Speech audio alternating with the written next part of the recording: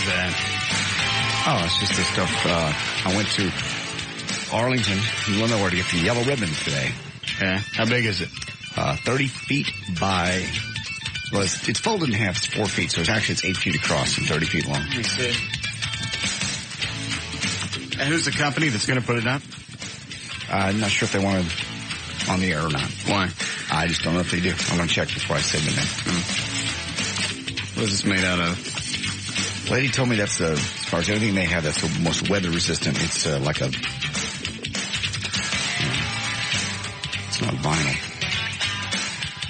It's a little heavy. It almost feels like it's wax-covered paper. I mean, wax-covered something. Yeah. How much was it? $40. Didn't give you no discount? Actually, yes, they did. Maybe 10%. It was actually $50. Why'd they give you a discount? Because of a listener knows somebody that works there. Yeah. So they got a family discount. John. Is it big enough? It's 30 feet by 8. See this from the freeway? Oh, yeah. You like this? Either that way or fold it in half. Sure it's 30 feet? Yeah, I'll watch them count it out. Yeah, that's 30 feet. I had Trey in here to fold it up. When is it going up? Either tomorrow or Monday.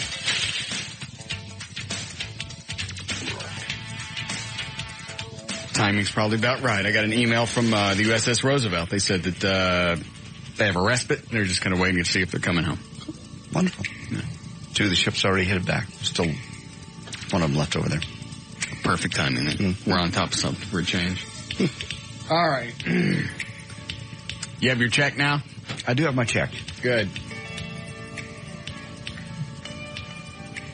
There still should be some type of penalty, but I haven't decided what.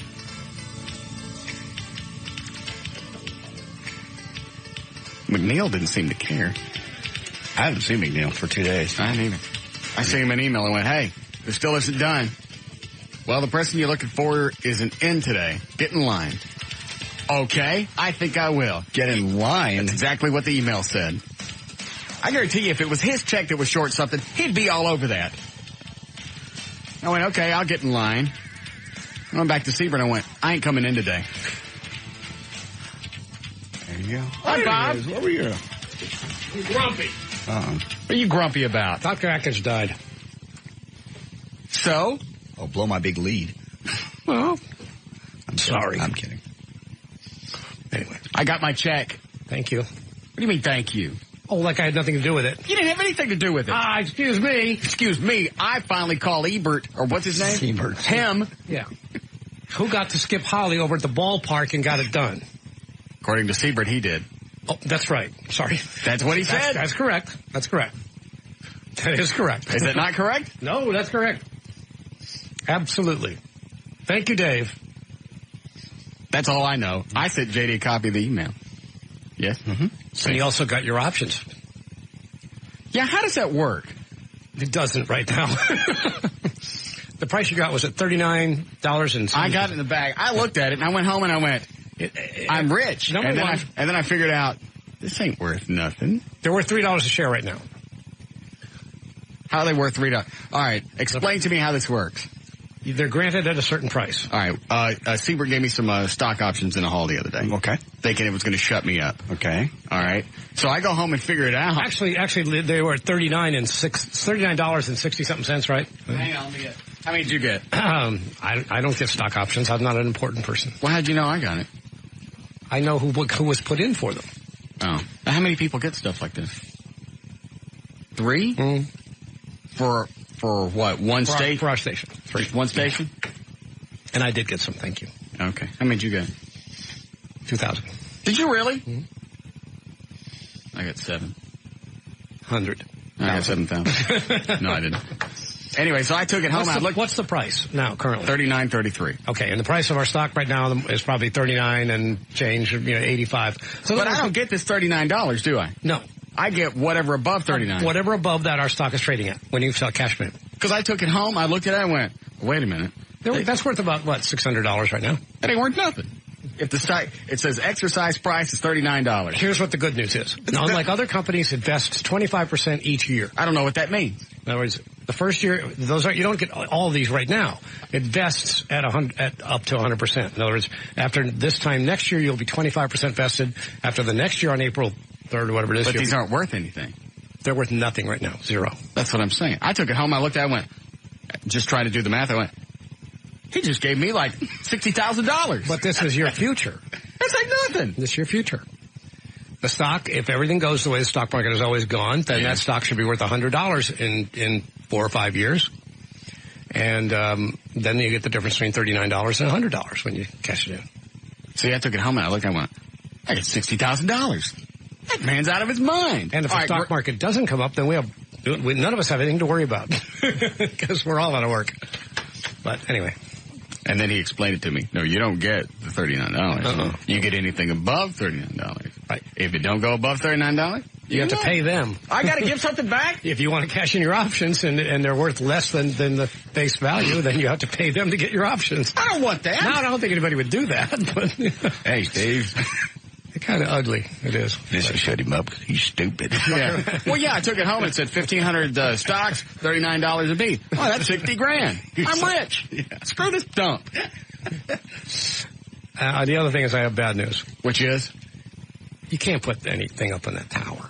We already checked with engineering. They said we could. Yeah, I checked with our human resources and other people, and they say we can't grant a waiver for somebody to climb up on that tower.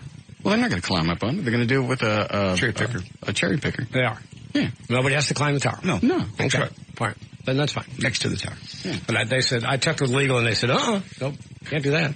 We can't get anybody up there. We have liability on that. So it's a construction company. Fine. Okay. That's fine. Thank you. And if you don't want the options, I'll take them. I'm not going to be here 4 years from now. You are. Wow.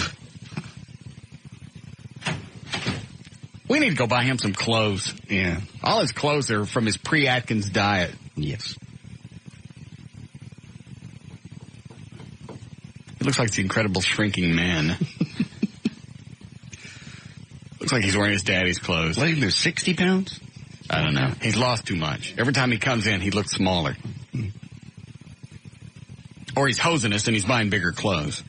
I think so. Hi, Brian. Hey, buddy, what's going on? Nah. So, you've got options, but you're not 100% vested. Right.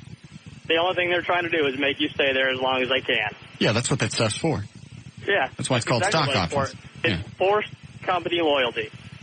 Well, if I get it, I get it. If I don't, I don't. It doesn't make any difference to me. Right now, it's not worth anything. Right. I was excited when I got home because I was all drunk. I figured it up and went $60,000. I'll wait a couple of years. I'll cash this in for like half the value. Good. And everyone explained it to me and went, no, that's not the way it works. That's not the way it works. I work for a startup company and I've got options and I'm only 25% vested right now.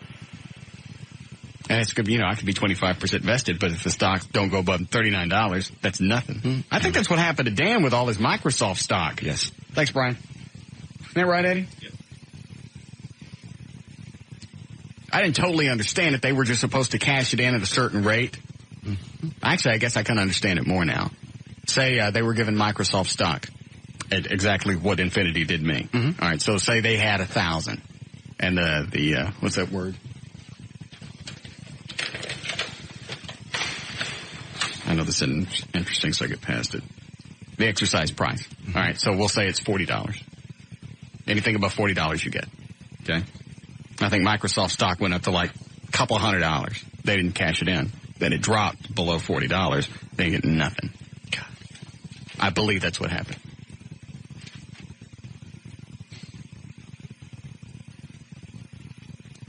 Then he also decided to get his own radio show. Mm-hmm. Somebody should stay away from Shreveport. Yeah. All right, I'll take this and we'll start. Go ahead, Alan. Is it safe to return the XM radios? Yes, you can take them back. All right, cool. All right. Right.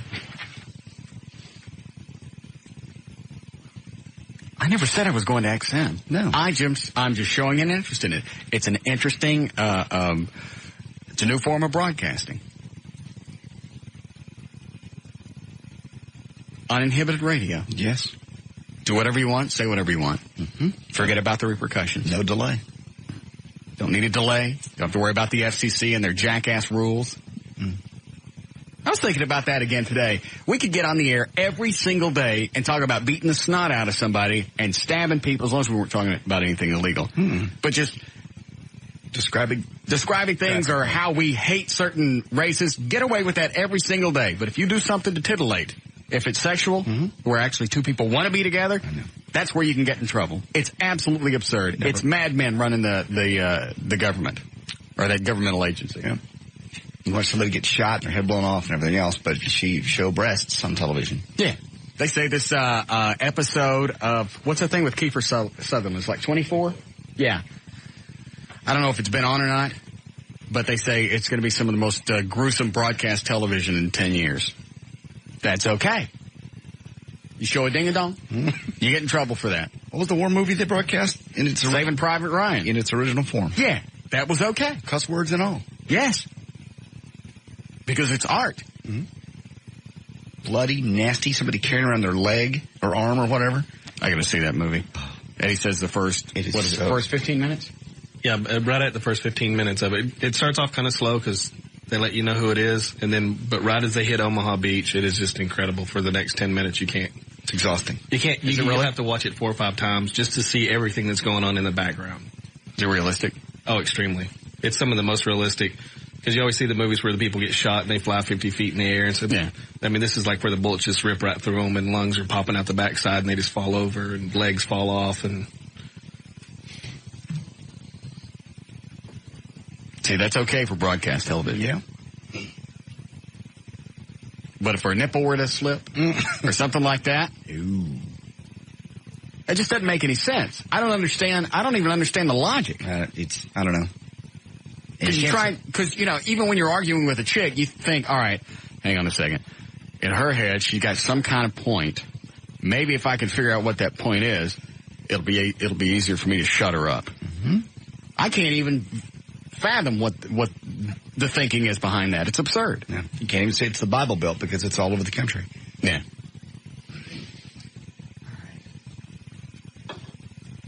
You already gave me the audio, didn't you? All right, let's start then. All right, 3:25. J.D. Ryan's on KLLI. 105. Thank you, Russ. News brought to us by Knight Rider and by Buds and Suds at the Lone Star Park in Grand Prairie. Come out tomorrow. Eddie will be there from 1 to 3. I'll probably drop by 2. Admission's $3. The horses are ready. Are you? What time is this? 1 to 3 tomorrow, Lone Star Park. We may go to that. Live horse racing. Music in the Courtyard of Champions starting at noon. You donate any old cell phone, you get one of the new Live 105 T-shirts. When we went a few weeks ago, and took Woodrow. Yes. Our black buddy. We go in, and Woodrow's drinking in the limo all the way over there. We walk right into the park, and you know how they have the little area where they walk the horses around? Yes. You go, damn. It looks bigger on TV. These races must be quick. Yeah, they. You thought the paddock area was the actual race. Right. I see. And then he's running around. I'm surprised they didn't kick us out, because the whole time he's running around threatening to strangle white people. I know. With his big in hands. Toasted. Yeah. Here we go. And then Trey gives him my home phone number. Oh, I didn't know that. Yeah. So now Woodrow's calling me at the house. Great. I gotta get that changed. Hello, Wayne. Yeah, I was just wondering if, in fact, say 6 years down the road or whatever, you went to XM, would you just leave the mics open or still take commercial breaks, or how would that work? I don't know. I don't know how it works. I don't know if they run spots at all. I haven't heard XM. I haven't either. I was just wondering, because if you didn't do any commercials, that would kind of, it's like that to talk for 4 hours. Yeah, I don't think I could do that. It's like when we, the 1 year anniversary of 9/11, where we didn't have any spots. Right. There's no way I'm talking straight for 4 hours. You got to at least take a break and go whiz and just walk around the building for a little bit. And Bob goes, exactly. Well, there's nothing we can do. Yes, there is. I'm leaving the studio for 4 or 5 minutes. We'll have dead air. it'll be revolutionary radio. Yeah, just listen to whatever goes on. Yeah. Because it's not censored. Thank No you. reason for delay. All right. I think it's like cable. I think they still run commercials. Really? Just even though you're paying for the service. Well, HBO doesn't run spots. It's true. I don't know how it works, and I don't need to know for a while. Okay. I don't. Okay. Somebody just called in and said they run spots. Okay. So good. I don't even know how many units are out there, how many they've sold, how many subscribers. 728,000. Is that it? I don't know. Okay. I don't know. Okay. Sure came up with that number quick. I don't know. All right.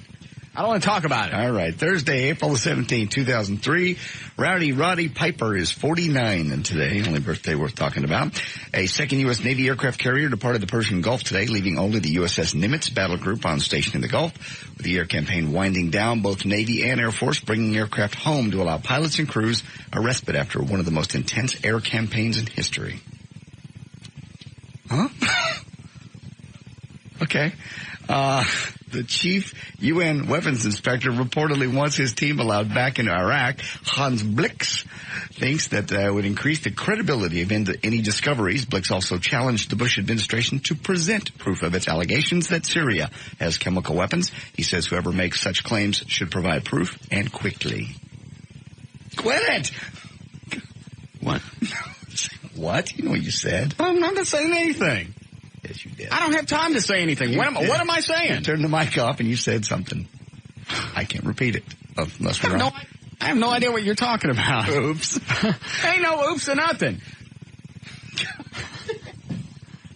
I feel like Gil Effett all of a sudden. All right. If you're against the government waging war in your name and you really want to put your money where your mouth is, you could join the thousands of people every year who choose not to pay their federal income tax out of protest. National War Tax Resistance. Here's their name. The National War Tax Resistance Coordinating Committee estimates there are about 8,000 of these nuts out there. A tiny number comparing to the 132 million who do give. I wonder if these people don't pay taxes and they're not getting caught, as opposed to not paying taxes but notifying the government, I'm not paying taxes and here's why. Because to me, that would be a big difference. If you really believe in your stance and you really believe there are contradictions in the Constitution and you don't want to count the 13th, which I don't. Mm-hmm. I mean the 16th. I don't count the 13th. You don't count the 16th Amendment, then you're going to tell them, hey, you know what? I don't believe in the 16th Amendment. I'm not paying taxes. Send a form in. Screw you. Here's my name. Here's my name. Here's where I live. I don't believe in this amendment. And I'm not sure I buy this 13th Amendment either. Oh, this goes on to say the IRS doesn't care why you're not paying. If you don't pay out of protest, they will fine you, take away your house, take away your boat, and put you in prison. Good. Pentagon says, by the way, they've spent $20 billion on the war so far. It'll probably turn out to be more like $30 billion by September. Divided by the 290 million men, women, and children in America, it comes out to $103.44 apiece. I don't get the other thing of not paying the taxes. Where do you think the money comes from the stuff we have? No idea. Not everything is covered, you know. Some things are covered like roads and stuff, gasoline tax, things like that. But there are other things that we have to pay taxes for. I ain't happy about it. I don't dig it.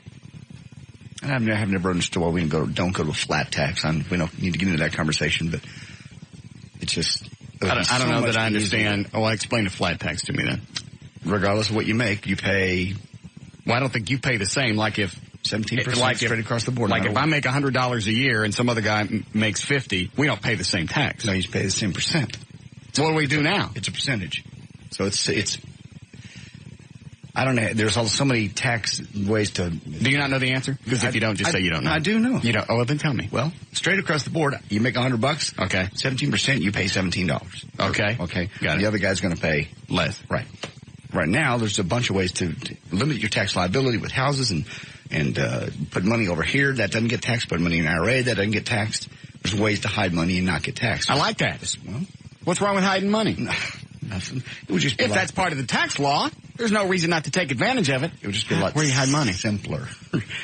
You know, in a legal way. Well, who cares if it's simpler? You get you a tax guy like I did. He don't charge me that much. He's good. Have you already gone to see him? Mm-hmm. How long did he talk? I was in a hurry, so that didn't make any difference. About half hour. Your head could be on fire, and a flesh-eating bacteria virus eating your legs as your head, the flames, and the bacteria gradually meet at your center, and he'll keep talking to you until there ain't nothing left to talk to. I know. It was quick. It was relatively quick because it was April 15th when I went over there. So it was the day he was very busy. But he got all the stuff handled? Got everything handled. Filed me. Do you still need the money? Because I brought a check. I paid them some, and I'll pay them the rest in June. How much did you pay them?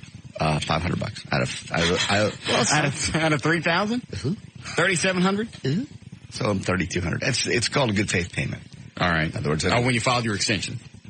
I actually filed the taxes, not the extension. Here's the check. Okay. Take it now, or I'm going to tear it up. For what? $3,200? Whatever you still owe. Want it? This is it. Yeah. I can no longer stretch this bit out. I said, if that's my question, is this a bit, what am I going to have to do for this money? I'm just helping you out. You've been a loyal friend. You've been a confidant. And a lover. For well over 20 years. I'm a lover. Let's tell everyone now. No. Let's stop hiding it. No. Yes. Let's talk of the many nights where we've laid in bed upside down, where you dribbled on me. Oh, my head, no. That does many years. Never happened. Where after a long, long night of banging. God. Stop this. Sweaty reach-arounds. Please. Love music and candles. You don't think that you're worth... Write the check. Write the effing check. Just write it. You're making me sick. See right here on my neck? Yeah. That's where the puke is. It's just another couple inches and it'll come out. Yeah. I'm writing it. You want it? Is it exactly $3,200? Yeah, that's close enough. I can make it through, and I'll pay you it's maybe June till I can get it all back to you. That's fine. That's when we get I understand. Bonus. I got my money from the company. I don't have to have the garage sale. Thank God. I had to clean the shoe polish off the windshield of the Batmobile where it said price to move. Mach 5 said we tote the note. Right. And you got your kooky stock options going. What a waste. Super stops me in the hall, gives me those. He goes, you know what? Very few people get these. Congratulations. He goes, very few people in the whole company get these. You have to submit for them. Mm-hmm. Congratulations. You've worked hard. Take this. Well, eventually it will be worth something. When? Like a savings bond. What if Infinity stock doesn't go up? It will. It will. Not if Bob keeps giving away shows with scratch-off tickets. That won't continue. Well, you saw the scratch-off ticket I got yesterday from the Texas Lottery. Right. Said they'd give me a night show. Yeah. Pick up trucks and night shows. That's the Texas Lottery. All right. So I'm going to write this. Are you sure? I have no qualms with it. Okay. I don't want to leave my buddy in the lurch. All right. If the situation were reversed, you would help me. I just hate borrowing money from friends. I've helped other people. It's not something personally I feel comfortable with. Yeah, if you don't feel comfortable, tell me now. It'll cost me a lot more to pay them in June. Okay. So I'm going to write the check now. Okay. $3,200. $3,200. Because I gave him $500. Go ahead while I write this. Okay. We'll be getting to audio cut number 1 here in a second. All right. For some reason, people are still talking about Michael Moore's Oscar speech. This twist on it is mildly interesting. There are claims that when CNN aired the footage of Moore's speech, the network purposely amplified the booing to make Moore look bad. Matter of fact, a lot of people have said that CNN has skewed the reporting of the war too. Of course, most of these people at Fox News saying that. But how do you skew it? I also sound like Dale Hansen for a second. I also I heard that some people would watch a specific network because they felt the reporting was more balanced. How do you skew the war? We're bombing the crap out of somebody. I couldn't tell any difference, and I watched them all. I watched Fox News. I watched CNN. I watched CNN Headline News. I watched ABC, NBC. If it was a news outlet, I was watching it. I didn't catch anything different. The only reason I would tune away is if commercials came on and I wanted to watch something else. I don't know. Bill O'Reilly's all up in arms about how CNN's been lying to us for years. About what? Just about the different things that have been going on in the world. You know, just my little twist. Like, for instance, I have the audio here. All right. From the first one is how it sounded on ABC. And listen right after he says, fictitious president. There's a boo right there. It's about 14 seconds in. They are here in solidarity with me because we like nonfiction. We like nonfiction, and we live in fictitious times. We live in a time where we have fictitious election results that elects a fictitious president. We live in a time where we have a man sending us to war for fictitious reasons, whether it's the fictition of duct tape or the fictitious of orange alerts. We are against this war, Mr. Bush. Shame on you, Mr. Bush. Shame on you. And any time you've got the Pope and the 66 against you, your time is up. All right. That's the ABC one. Got it? Now listen to the CNN. It's cut number 2. And right after he says fictitious president, there's a very loud, obvious difference. Got it. They are here in solidarity with me because we like nonfiction. We like nonfiction, and we live in fictitious times. We live in a time where we have fictitious election results that elects a fictitious president. We live in a time where we have a man sending us to war. I don't hear it. They're very close. You don't hear that? Oh, hold on. Right after the word fictitious president is the difference. All right. Maybe you should slow it down because I don't hear it. No. There are a lot of people that are saying CNN mics were in a different spot, so they picked up more booing. Well, that's possible. That is possible. Yeah, it sounds like the same boo on the first one, just sounds like a different vantage point. Yeah. And you can't really elevate that without doing everything else around it. Right. All right. They are here in solidarity with me because we like nonfiction. Which one is this? We like nonfiction, and we live in fictitious times. We live in a time where we have fictitious election results that elects a fictitious president. We live in a time where we have a man sending us to war for fictitious reasons. All right, let's go back and listen to the first one. Okay. This is the ABC version.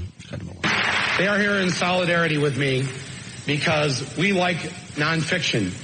We like nonfiction, and we live in fictitious times. We live in a time where we have fictitious election results that elects a fictitious president.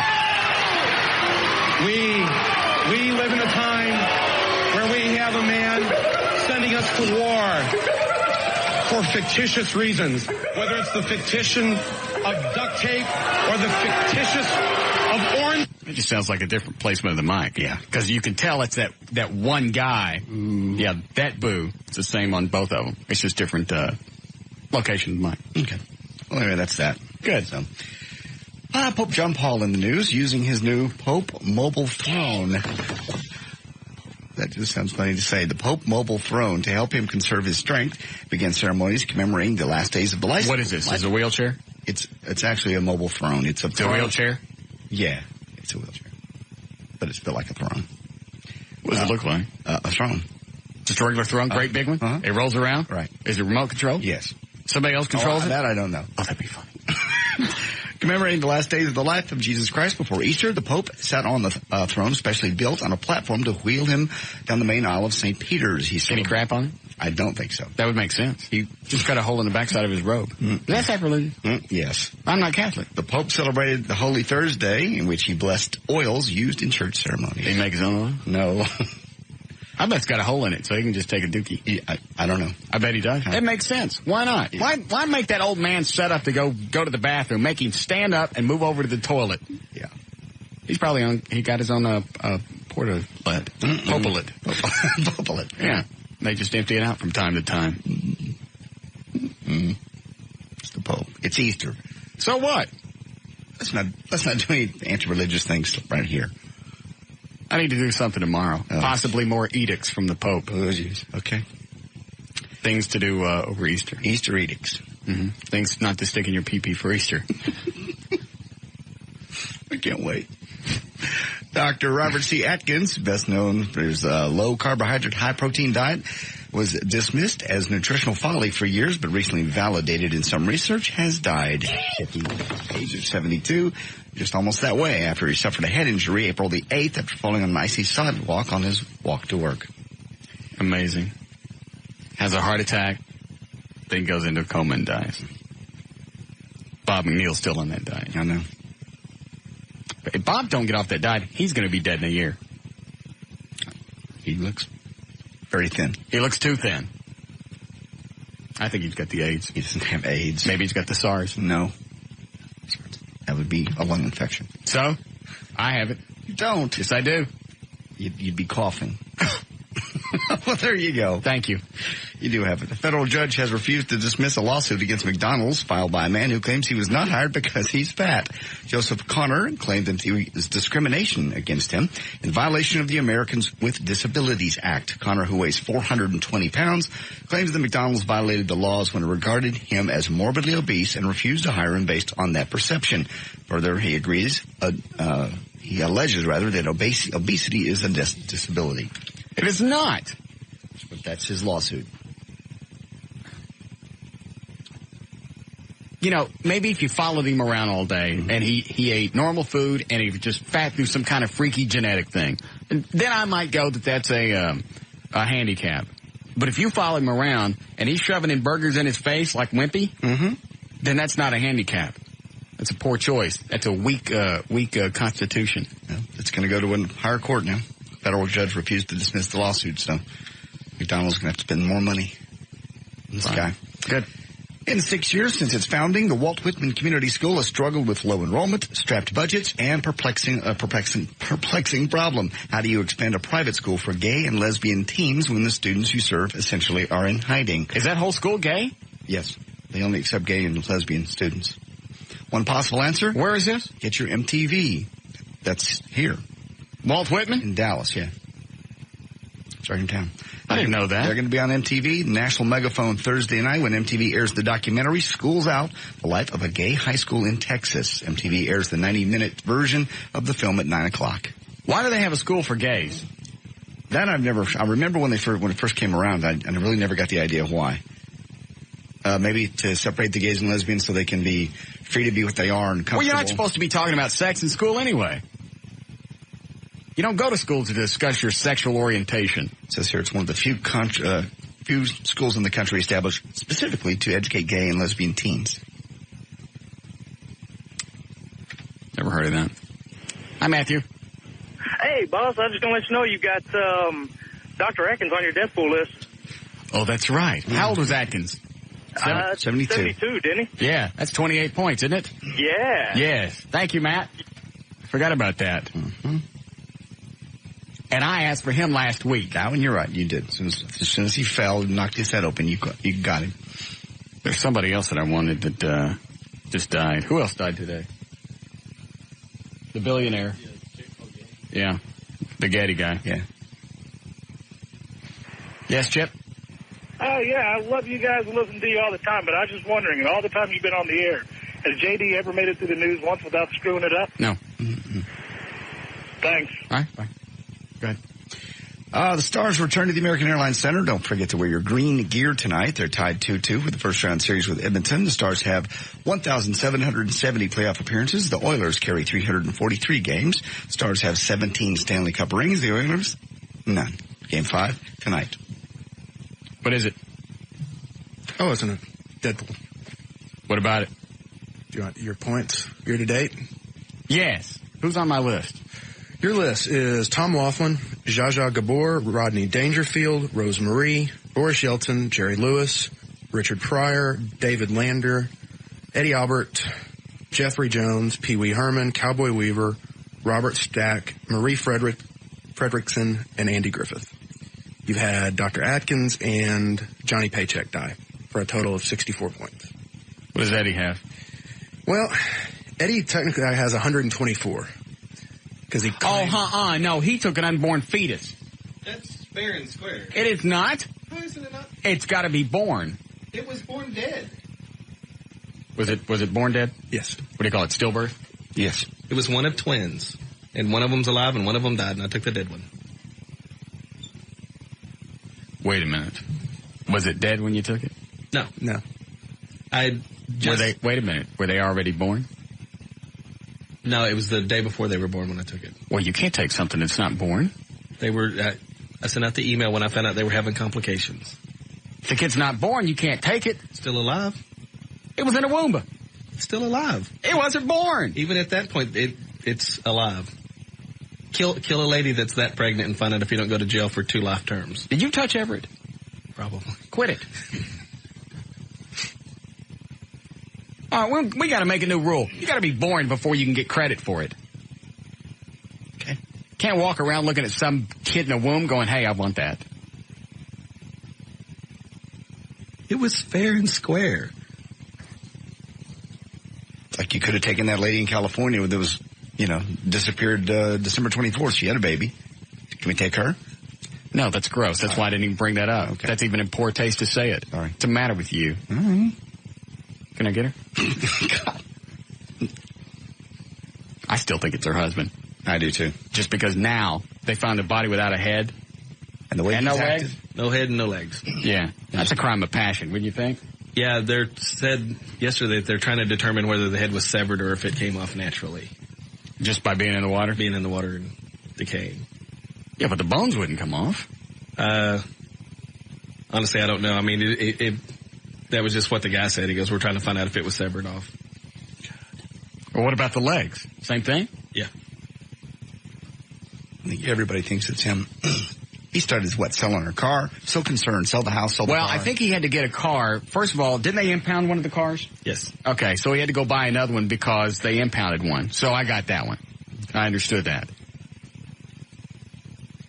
He's just been freaky through this whole thing. If it were me, and it was my wife, right, I'd been out there looking for her myself. Right.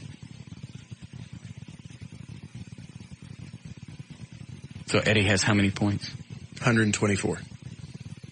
Yeah, the baby and Senator Moynihan. Y'all shafted me on the Osama bin Laden line. He ain't dead. He's dead. He is not. Where's he at? I don't know. He's not dead. I mean, he is dead. A lot of people, I don't know where they are to mean they're dead.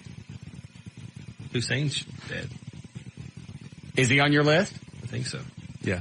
Well, you don't get him yet. I want bodies.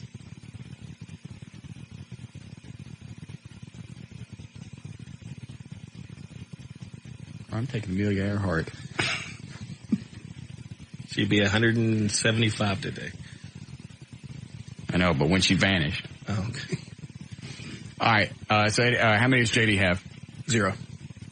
Who's on his list? He has Pope John Paul, Ronald Reagan, Tug McGraw, Evel Knievel, Don Knotts, Merle Haggard, Harry Morgan, Ricardo Montalban, Richard Widmark, Carl Malden, Ernest Borgnine, Julia Child, Warren Zevon, Rod Roddy, and Bobby Bond. I think you'd probably take Ricardo off. He's doing spots, TV spots now for Isle of Capri. He ain't walking because he can't walk. Mm-hmm. They got him propped up. He looks pretty good. I'd take him off. Why do you want him? I don't want him. Okay. I'm going to drop him off. You want to turn him loose? Sure. I want Ricardo. You bastard. What? You know. I don't know anything. You know something. I don't have a clue what's going on. He dies tomorrow. I don't know. I don't know anything about Ricardo Montalban and his pending health. Or XM Radio. Shut up. All right, go ahead. All right. Even though she owns a 100-plus room mansion in Switzerland, Shania Twain says she still lives with the fear of someday being poor. I'm not kidding. She says, quote, "It doesn't matter how rich you are, you can spend more than you have. I always have that anxiety. I've learned very well not to take these things for granted." I know the feeling. Hey, you know the feeling. You never know when the rug's going to get pulled out from underneath you. Well, all your stuff's paid for. Doesn't make any difference. You're very liquid. You don't owe a bunch of money to a bunch of people. That's the difference. If you start owing people more than you have. That's why I would shove money in the bank. Smart. Plus, I don't have to take any crap off anybody. And that's very true. She has a 100-room mansion? Mm-hmm. That's what it says. In Switzerland. Does she have anything here? I'm sure she does. I don't know. What the hell do you need 100 rooms for? No idea. All right. No clue.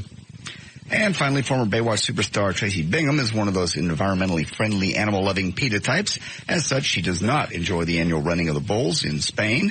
And the event goes down July 5th this year, and Tracy has come up with a pretty awesome way to stop it. Unfortunately, like most of the Baywatch alums, she apparently didn't have the brain power to think this one through. See, Tracy and some of her model friends plan to run naked through the streets to protest. With the bulls? No. The problem is they're doing it 2 days earlier on June 3rd. Oh. Well, this is July. Anyway, Tracy says, quote, rather than charge ahead of the bowls, activists are going to streak 2 days before to prove that there are more interesting, fun, and humane ways to celebrate a tradition that is long past its expiration date. The running of the bulls would have... Well, the bulls don't get hurt. I don't think so. Do they? No. It's the people running the streets who get hurt. Yeah. That's the funny part. It is funny. The running of the bulls would have ended decades ago, but it has become a tourist curiosity and makes them some cash. What do they do with the bulls after it? They kill them and they give them meat to the poor. All right. Same thing as in bullfights. So what's the problem? I don't see a problem with it. What's the rush of running with bulls? I guess it's the adrenaline that you may fall and get trampled like that. That's the only thing I can think of. I'd like to do that. Are you out of your mind? Go get us a bull so we can run around the building. Put them upstairs? Yeah. Upstairs has been vacant. Yes. We'll just take all the furniture, push it into the middle, run in circles. We're going to get a bull upstairs. How? We got stairs. Okay. Go get me a bull with horns. I'll get on it. Or we're going to stick you in a bull costume with a couple of steak knives. So if I were you, I'd go find me a bull. They've got them at Billy Bob's. Live ones? Mm-hmm. They do live bull riding every weekend. Do they have horns? Yes. Yeah, call Billy Bob's. Give me a bull. I want to run around upstairs with the bulls. Give me 2 of them. Don't get full-grown ones. What? Nothing. You're going to get bulls running around this building. Yeah. They don't care what happens to this building. We're moving out of it. I know. Care what happens to your body? They're not going to catch me. All right. There's news and information and brought to us by Lone Star Park in Grand Prairie. Buds and Suds, Saturday from 1 to 3. Eddie will be there with the general admission, $3. I'm J.D. Ryan on Live 105.3, the Talk that Rocks Texas. We'll be back with the Russ Martin Show.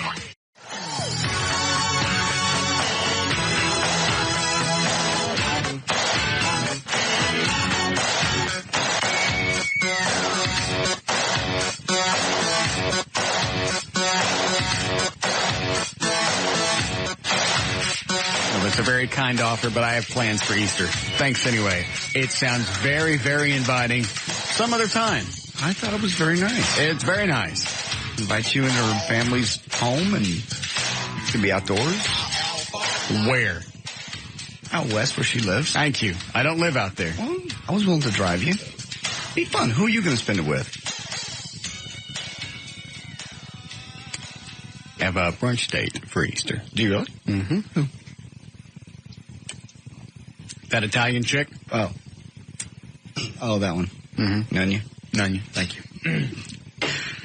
Okay. Just thought I'd ask.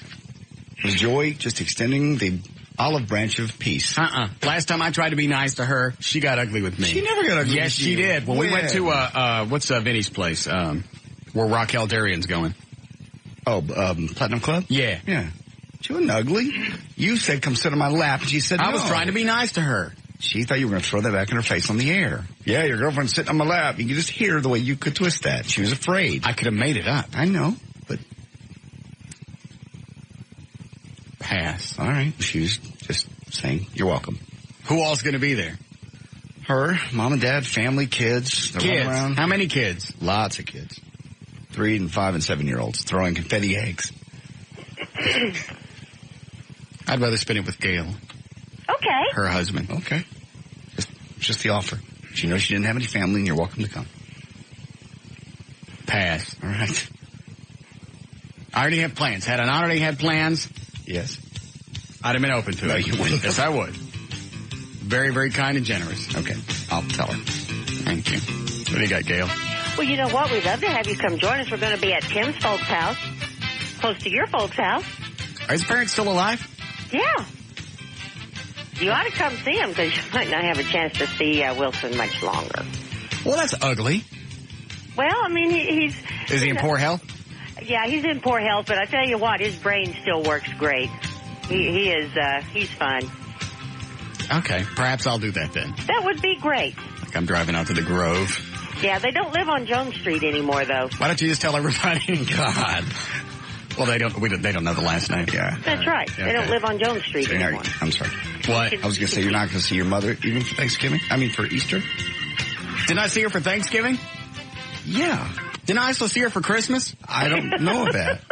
I believe I did. Well, she's not going to be around forever.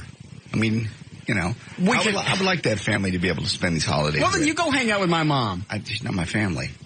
And she considers you family. Go hang out with her. I've probably sent her more emails in the last 6 months than you have. So? I'm just saying. Communicate with your mother. She loves you. You don't like it? I don't like what? I don't know. You don't like it? I'm just saying. Did you send her flowers at least? I'll send her flowers and sign your name. Good. Get her the tulips. $29.99. Proflowers.com. Okay. Try it again, Gail. Okay. Well, traffic's brought to you by Car Toys. On 635 LBJ on the westbound side, like you're headed from the Galleria toward Valley Ranch, 35 Simmons. There were a couple of accidents earlier. One to go on northbound Simmons and the other right around Welch. Both the wrecks are gone, but it started a backup that just hasn't gone away and may not before rush hour is over with. Also, there's a wreck on southbound 35 Simmons at Oak Lawn. We've got one northbound 35, South R.L. Thornton at Zang in Oak Cliff. That one just reported. And you've got some road work up on westbound 175 CF Hahn at Bear, where only the left lane's been getting through all day. Fort Worth's in pretty good shape. I think that's Bear. Fort Worth's in pretty good shape this afternoon. So are the mid-cities at this stage. This is also brought to you by Western Union. You can send money anywhere in the U.S. and trust that it'll reach your loved ones quickly and safely. Be sure to use Western Union at your local Kroger. I'm Gail Lightfoot with traffic on Live 105.3, the talk that rocks Texas. Thank you, Gail. Here we go. 61 for the low tonight, then some morning clouds and sunshine tomorrow afternoon. Should be 83 for the high. Enjoy it, though. Saturday, storms and 81. Sunday, a little cooler. We have 80 degrees now at Live 105.3, the talk that rocks Texas. What's your concern with me and my parents? Nothing. I don't have... I heard a commercial today about, things to send for Mother's Day and Father's Day, and it occurs to me those are two holidays that I don't have to worry about, and you still have parents. You should, while they're still here. They raised you, and they've helped you out when you needed help. When? I believe you moved back in with your dad when you were 30. He didn't throw you out, close the door, say, hell no, get out of here. He's the one who invited me over. Okay. That's right. He invited you over into his home. Yes. And... Okay. What? Well, just, you maybe should communicate with him a little more. He communicated with you, said, come on, son, come back to my bosom. Come into my home. Yeah, and what do I get? What do I got to live through? Did you pay rent? Then shut up about what you have to live through. You get free rent in your dad's home. My kid's 30, has a problem? No.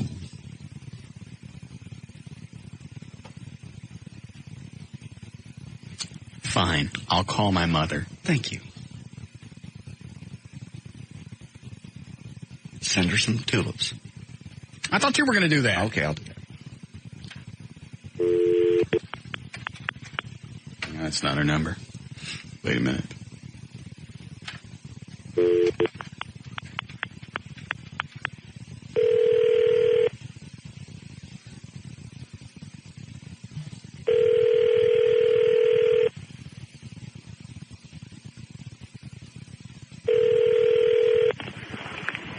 Hello?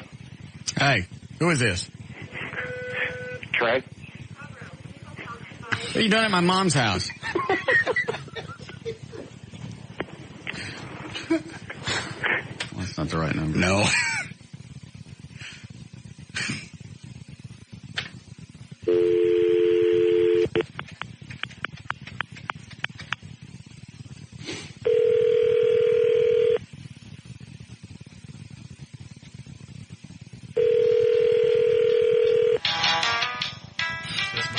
Oh, is that your phone? Yeah.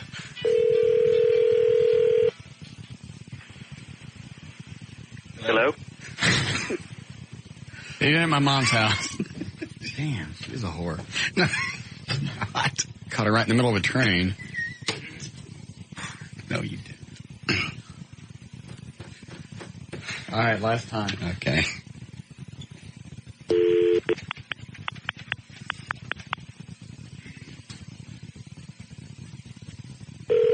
See, I'm trying. Okay. Hello? Who is this? This would be Bob. Say hello to my mom. I can't remember the number. Okay. Fair enough. Is that it? How did you get it? O'Malley's got it. What, is everybody banging her? Where did you get my mom's number? You had written it down a while back the last time you were trying to call, but she was at the store. Oh. Mash that up against the window so I can see it. All right, I got it.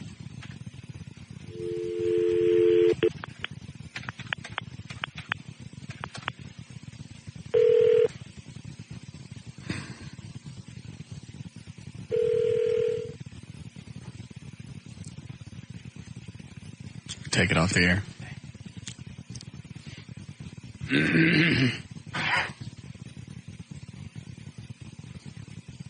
Probably run her own bukkake tan.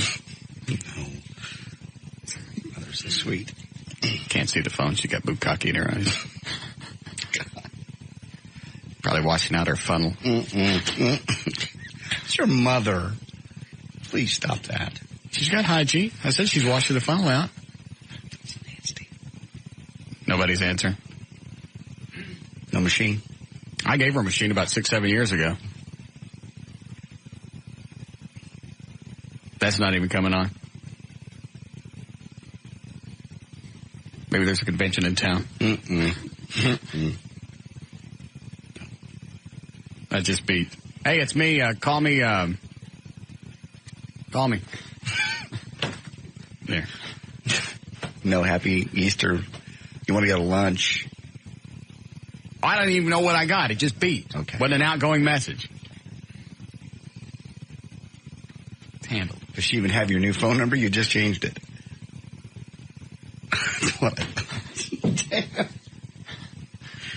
I can't keep track of everybody getting my new phone number. I have to keep changing it because people at the station are getting it. Hi, Bobby. Hey, guys. You dialed your mom's number a while ago and Trey answered, and I thought for once he's actually 15 minutes ahead of the show. Yeah, my mom's out. Thanks. I'll call her. I'll take her to brunch on Sunday. That would be lovely.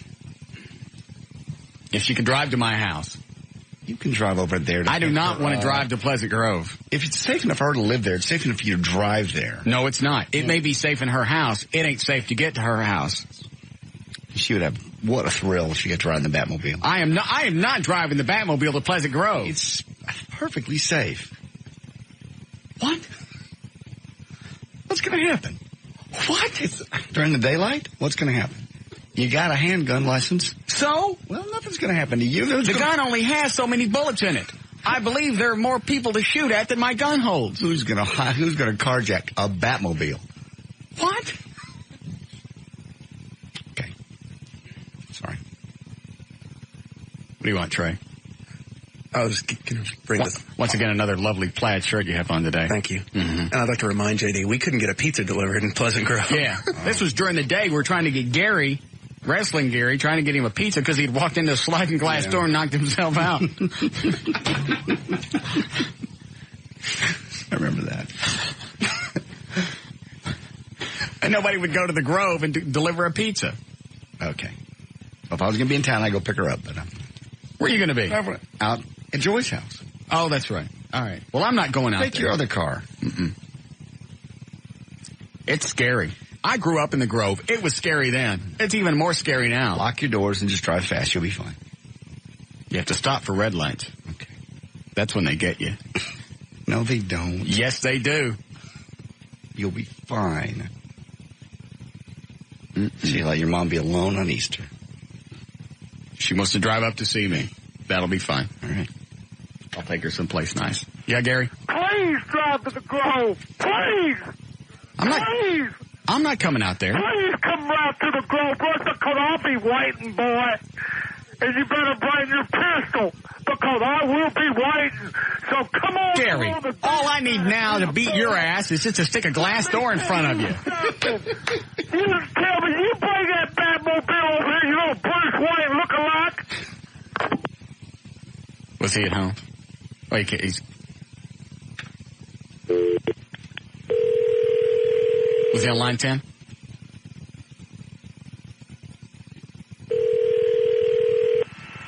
We are sorry we are unable to complete the request for call return auto redial. Lazy bitch. All right, why did you come in here? To give you that audio. What is it? That is the audio of you in the porn movie. Oh, really? Yes. And what's the name of the movie? Perfect Pink. Number 1. We have to break? We just came out of the break. 4 o'clock. Swear? On my mother's screen. She dead?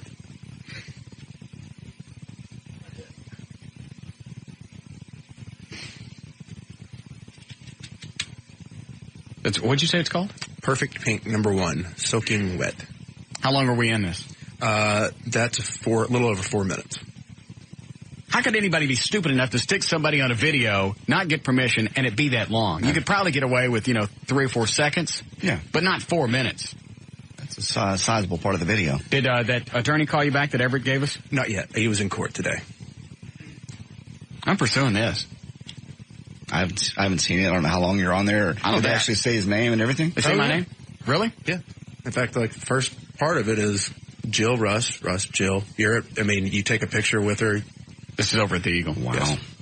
And thanks to New Fine Arts for bringing us the video. Did you watch the rest of it? The whole movie? Yeah. No. I told you. Mm-hmm. What? Nothing. What? I had to fast forward through most of it, but... Of course you did.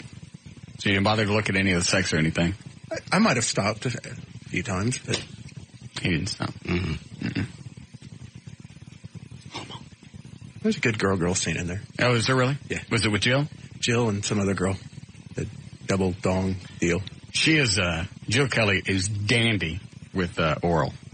I mean, just lovely. Mm. She likes to do a lot of the spit strings. Oh. I like that. Hmm? My eyes are starting to water. You're tearing up, I can see. Yeah. All right. Break, and we'll be back. We'll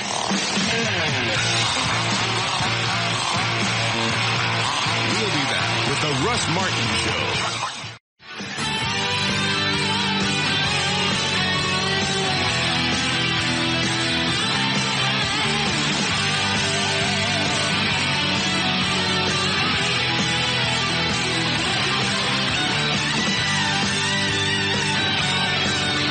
Is Tasso's going to do the thing for us tomorrow? Yes, he is. Did you get the costume? Mm-hmm. Costume World? Yes. They had to modify it because he's kind of heavy, but they did that for us also. Is it 1 piece or 2 piece? It is 1 piece, from what I understand. But I want him to go topless. Okay. You'll have to peel it down, I suppose. Hmm. Where is he? Tasso's in there with you? Send him in here. Tasso's from the Dan and Tasso show. Correct. What's the outfit look like that you got? It's white with a big pink belly, I guess you could call it. Is there any way to make it topless? I don't know. They've had to modify it enough as it is. I could always unzip the back and just pull it down. God, that makes me hot. Big me topless, big cans hanging out, and a big bunny head? Yes. Okay. Can you do that? Sure, why not? All right. You know where, and don't say anything about time or where you're going, but you know where you're going tomorrow? No, I don't. If somebody could please tell me. All right. Is anybody going with you? Yes. Who are you going to take? You going to take Dan? Yeah, I'm taking him out. Yeah. All right. Good. Yeah. I'm actually looking forward to it. I think you'll enjoy it. I think I will, too. Just let me know exactly what it is you want me to do so I know what to do. I think just by you being topless in a half bunny costume is plenty. But I'm imagining it is. We'll cover it before tomorrow. All right, that works. Nothing else to be said here. Okay. Nothing going on. I'm done. Thank you. You're welcome. When is your show on now? Saturday nights, midnight to 4.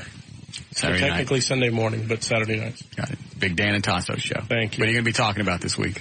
Lots of stuff, actually. I think we're going to touch up on some of the Jennifer Sanchez thing, the chick that died at the Bennigans off of 183 in Estes. What about it? I think we actually might get our hands on some information that's going to help because apparently her family's suing Bennigans now over it. And we were actually there at the Bennigans that night when it happened. Really? I didn't know that. We were there prepping, and we had left 30 minutes before it all happened. So what is it you're going to get your hands on? You want me to say that? An employee handbook of Bennigans. Oh. Yeah. So you can go over that? Yeah. Fine. Fascinating radio. A bunch of other stuff, too, as well. I can't wait to hear it. Thank you. I wish it was in now. You don't listen. Yes, I do. You do not. Saturday night, Sunday morning, and midnight. Thank you. I appreciate that. Mm-hmm. You can leave. Okay. Thank you. All right. Thank you. Very lovely tacos of Dan and Tacos. He gaining weight. Hard to tell. I thought he was on a diet. Is he? He's not on a diet? It's off and on, but he's starting a new one. What's he starting this time? The Atkins diet? Actually, knock yourself out? Yeah, exactly. Billy the Kid next door over at Wild is starting on the Atkins diet. Him and his producer and Michelle. So now they're on the Atkins diet. I looked through the window one night. Michelle's in there shoving a Frosty in her face. And I don't mean the kind of Frosty I normally talk about. I mean a real one from Wendy's. I understand. I don't know. So I walked down and went, I thought you guys were on the Atkins diet. Well, I only had half the Frosty. You can't have anything. No carbs. When you're starting, according to the Atkins diet, you're not supposed to have anything. Right? But I understand it. I couldn't handle it. It was just too meaty for me. It was cool to have steak and eggs and bacon and crap like that because it was all protein and no carbs. But after a while, you just get up and your mouth just feels greasy. Yep. I don't know how Bob stayed on it for a year and a half. I don't know what he eats. I never see him eat. Well, he's gradually worked a few carbs back in, but it's still next to none. One thing worked for me was the Larry North thing, and it was balanced. Why aren't you on that now? I'm on a maintenance program. No, you're not. Yes, I am. Maintenance program's when you lose all the weight. Well, I haven't lost everything. Okay. So you ain't on a maintenance. I'm getting maintenance is when you lost it all. I ate predominantly what I'm supposed to. You lost any weight? I haven't gained any. Have you lost any? I've plateaued. You put some weight on, didn't you? Temporarily. Yeah. You're so mean. I'm not mean. You are. I'm helping you. I'm your driving force. Okay. If I said you look great, you'd stop dieting. No, I know where I need to be. I would like to still lose 20. 20 more pounds? Yes. 185. I'd like to be 165. Back up. Let me see. Turn around. Bend over a little bit. No. What are your cheeks part? No. Come on. No. Not even for this check for the IRS that you gave me. Thank you very much. That was very polite. I got a feeling that you're going to make me earn every dime of it. I'm not doing anything. You need $3,200 to pay off the government. There it is. I don't want that looming overhead. I don't want you to worry about that and not focus on the show. Okay. See, it all comes back to me. I'm still very narcissistic. Okay. I'm just waiting for the other shoe to drop. There's no shoes. Then thank you. You're welcome. Not everything has to be suspect. All right. Then thank you. I appreciate it. I will have you paid back by June. Fine. I do have some trash I need hauled off at my house, though. Yes, Danielle? Hi, Russ. Yes, ma'am. Hey, I know you'll steer me straight. What does it mean when your live-in boyfriend tells you that he needs space and you're not having sex as much as you used to? What do you think it means? I mean, maybe he's stressed at work, some unemployed? No. What do you think it means? He's screwing some other hot chick? Yes. Or maybe he just needs his space. No, that's what it is. He wants to keep you, and he wants another chick right now. And by telling you that he wants his space, he feels like he's not cheating on you because he's already warned you of what he wants. Because I've done that. Mm-hmm. But I thought he loved me. Anytime somebody wants space, they want to bang somebody else. Honey, for sure. Yes. Maybe he really does need space. Mm-mm. Are you real clingy? No. Are you the clingy type? Mm-mm, not at all. She's just too tired to be clingy. Yeah. You know what? I've had a cold, okay? Okay. That's what it means. Are you sure? Anytime that I've done that in the past, it's because I wanted to start dating somebody else, and I didn't want to feel guilty about it. So he's lying to me. Mm-hmm. And if you guys have an argument, yeah, and someplace in the argument he looks at you and he goes, I don't have to put up with this, it means he's got somebody on the side. He's got somebody that's not giving him any grief. I know. I've said it many times. I'm not. And they'll look at you. Yeah. What do you mean by that? I'm just telling you I don't have to put up with it. You know, why do guys have to do this? Huh? Why can't a guy be faithful? He is being faithful. In his mind, he's being honest with you. Yeah. I need space. Now, has he actually used the phrase, I want to date other people, or I just want space? I want space. Yes. Same thing. Same thing. Mm-hmm. That's great. Okay. Thank you very much. You're welcome. Oh, by the way. Yes? Did you know Dr. Adkins died today? Yes, I did. Okay. 28 points. Thank you.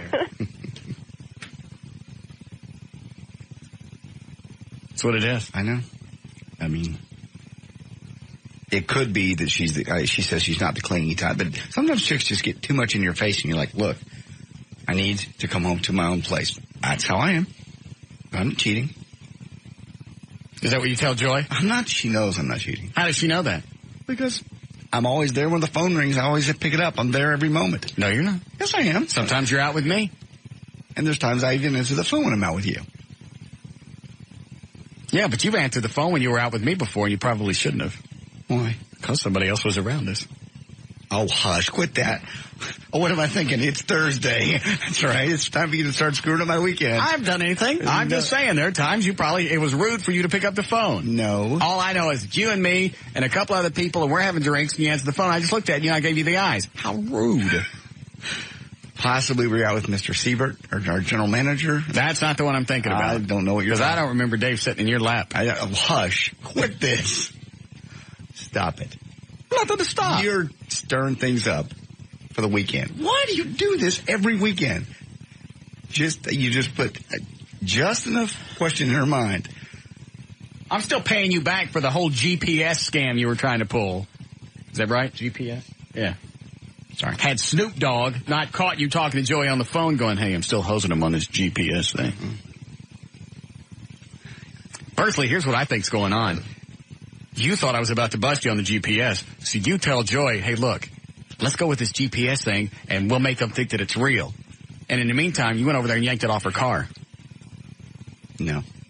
This thing has so many different ways to go, I don't even know where to start. Nothing happened. I was just trying to pull a quick one on you. Mm-hmm. I'm still going with the, it's like Dan. When he fessed up to us that he fingered somebody in Mexico, right. He comes home and he tells Laura. And I still don't believe that you'd come home and tell your wife that you had finger relations with some chick. I don't either. I still think he just told her, hey, you know what, it's a bit. Go along with the bit. And we'll probably be able to milk this for years. And she went, okay, fine. You don't tell your wife something like that. There's no benefit in it. None. Nobody was going to bust him. Nobody even knew but him and the chick. We knew. Well, we knew because he told us. Yeah. Maybe he thought I would do it to bust him on the air. It was a bit. I was just playing with you guys. It was funny. Conceivable. Fine. We didn't do news, do we? Oh, I didn't play the Joe Kelly stuff. Yeah, it's Joe Kelly. Let me take this. I'll load up the audio. Hi, Brenda. Hey. Yes, ma'am. How can your mother not have your phone number? I've had to change it a couple of times since the first of the year. I can't remember to notify everybody when it's been changed. Your mother should be at the top of your notify list. Without your mother, you wouldn't be here. Okay. That's so mean. I'll give it to her. That's terrible. You should call her right now and give it to her. I just called and she wasn't in. Why is everybody on me about my mom? Well, it's terrible that she can't even call you because she didn't have your number. What if she gets sick? What if she's fallen and she can't get up? Then she can't call me anyway. All right. You're terrible. I'll take her to brunch. Leave me alone. Okay. Takes 3 or 4 minutes on proflowers.com. Maybe. I'll send her the tulips. Just a nice thing. Easter. All right. What did Trey say the name of this movie was? Perfect Pink? Did he say where this was? Is it at the end of the tape? Okay. And this picks up right where Dan's introducing you to. Did you start talking about it? Oh, okay, cool. Russ, Jill, Russ. Hi, Russ. Hi. This is Porno Kitty. All right, so we're not even on the air yet. Apparently not. Okay. During the song she's coming in. All right. And this is all on that videotape. Correct.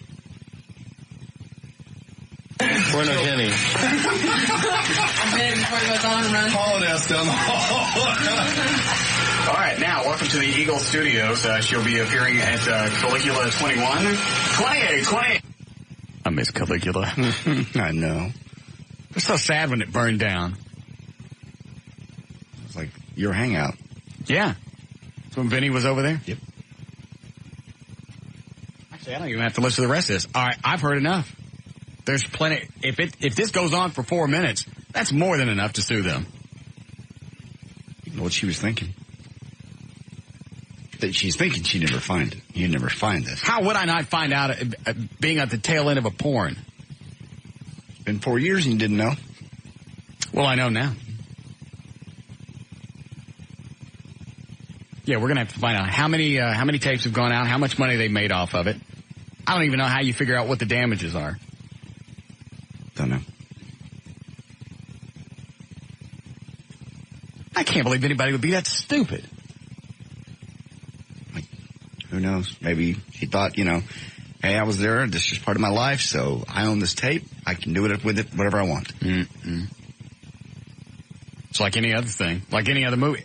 It's like sticking me at the tail end of Saving Private Ryan. Yeah. Fine. Start spending that money now. All right, you ready to go with the news? Sure. Okay. 440. Katie Ryan's on Live 105. Russ, it's brought to us by Service King and by Lone Star Park in Grand Prairie. Buds and Suds. It's coming up Saturday, 1 to 3. You can catch Eddie Boyd out there from 1 to 3 o'clock. Actually, it's all day. And horses are ready. Are you? Hold on a second. What does McNeil want? He was also saying with the perfect pink that it could also be considered damaging to your career. How? I don't know. It's Bob. Oh. How could that be damaging, Bob?